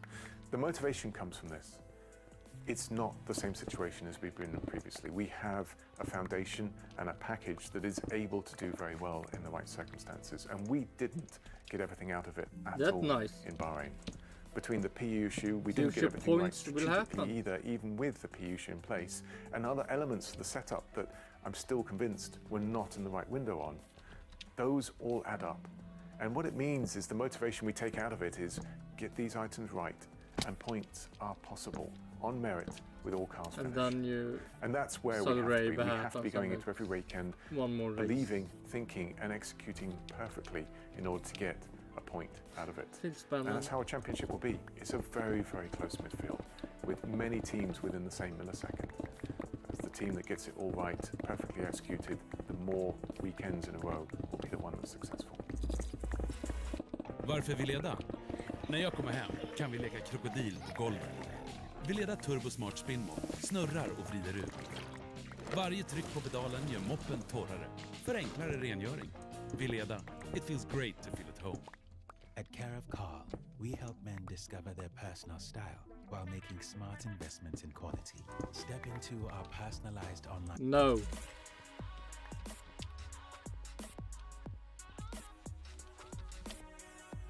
The short answer is no, because we can be nothing but dissatisfied with the fact that we didn't finish where the car could finish.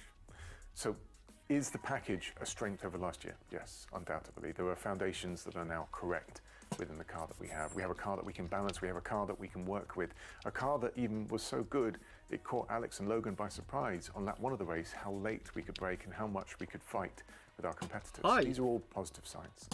The negative is that we didn't exploit all of that to get the most out of it. We didn't finish in the race where we should have finished with a car as strong as that.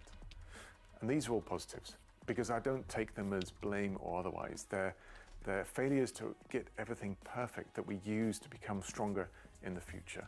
And as long as we treat them the right way, and we will here, and use them to bolster what we're doing, to rethink what we're doing, to make sure that we're actively developing the car in the right way, we will come out stronger in Saudi, and then we will come out stronger in the races that follow. Hi.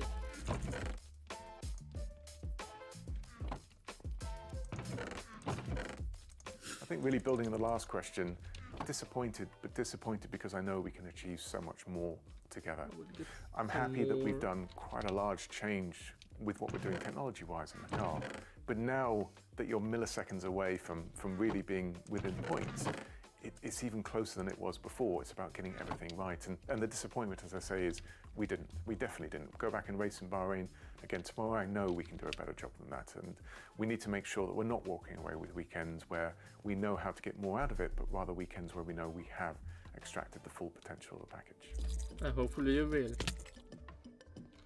Australia, Japan and China will hopefully give you points. The main focus is making sure that we get the cars to Saudi Arabia. That happens, get the cars built and everything done. It's a very short space of time.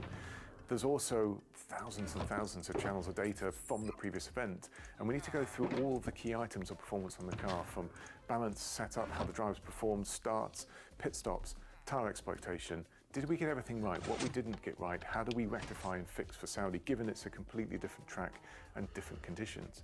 But that learning is how you become stronger very quickly. And we have a lot of learning to do. It's a completely new car for the purposes of how it responds, balance and foundations. But we don't have a lot of time in order to get the most out of it. Oh my god, I need to run over here.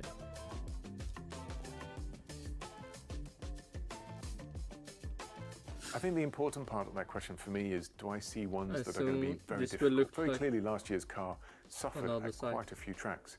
And I'm not seeing the same characteristic from this year's car. I think we have a car that shouldn't suddenly fall back to being last at a number of tracks. We should be able to even go further forward than we were at Bahrain. There's some elements that didn't suit the car. But as for tracks that will absolutely be the best for the car where we move forward, it's hard to predict that at the moment after just one race. I'm sure there'll be some prizes of the years where we didn't expect the car to be as competitive as it was like last year, and we'll learn something new about the package. But right now, what I can see more is a car that should be a little bit better across the entire season.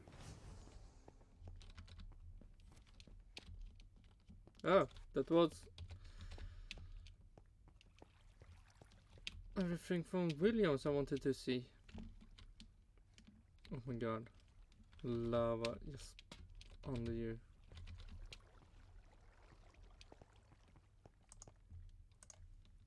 Let's see. 8, 4, 3. We make some more. And place the rest here. And then we run back, and then we end the stream.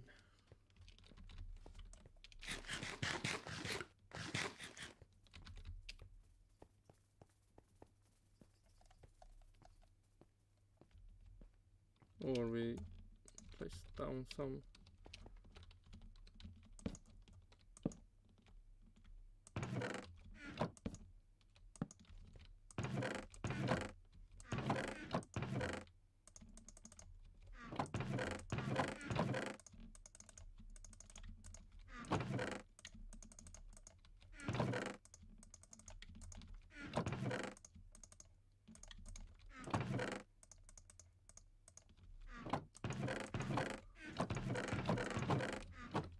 And we place the rest here. And then we run some more. Oh, that we can do. We can run over here.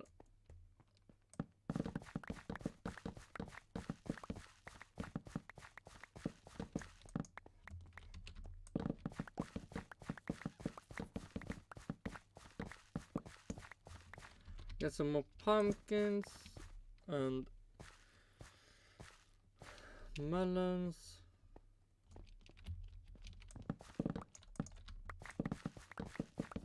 Let's see, it's still fortune. This must be the first fortune axe. Ugh. And then probably a normal axe. Or not.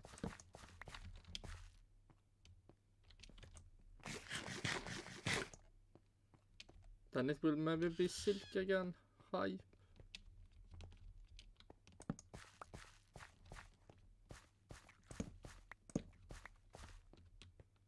Man, foxes. Okay, let's see. Oh my god. Still this week, then next week, and then Formula 1 is back. Really early. Or for me, I will just stay up until the race happens. Also, that's so much easier when you do that. You sort of complain that it's early. Just accept that, man. It's just early. Just stay up.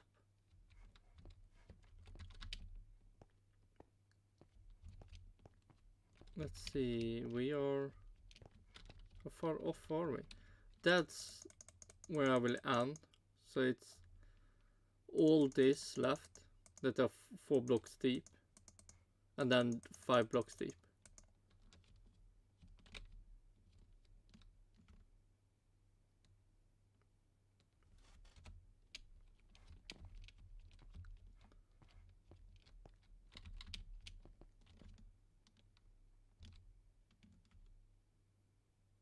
The tree icon. When did I cut wood? Huh.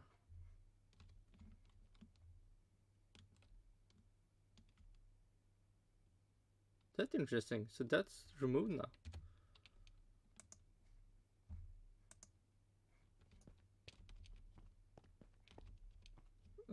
We will...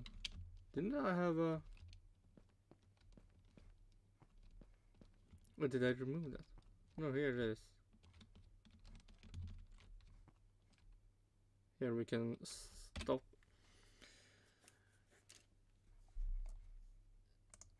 Yeah.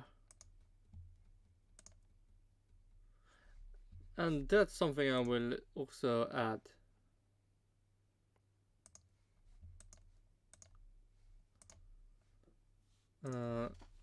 Sophia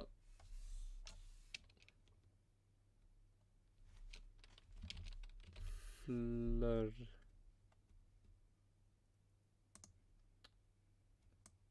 I want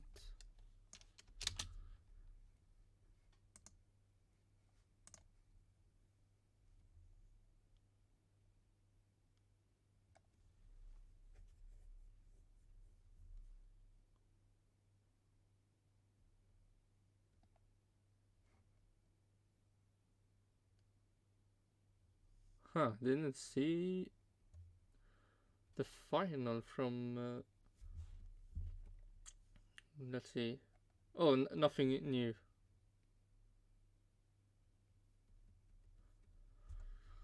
But that is something. What her thoughts about the new race in Formula 3.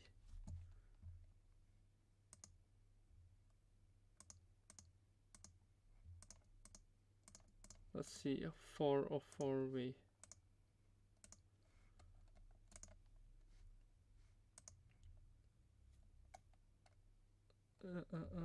When will Formula wait, I know it's next. So it start practice 2022. So it should be 2024. So in 1, 2, 3, 4, 5, 6, 7, 8, 9, 10, 11. 11 days, and then it's back with Formula 1. And until then.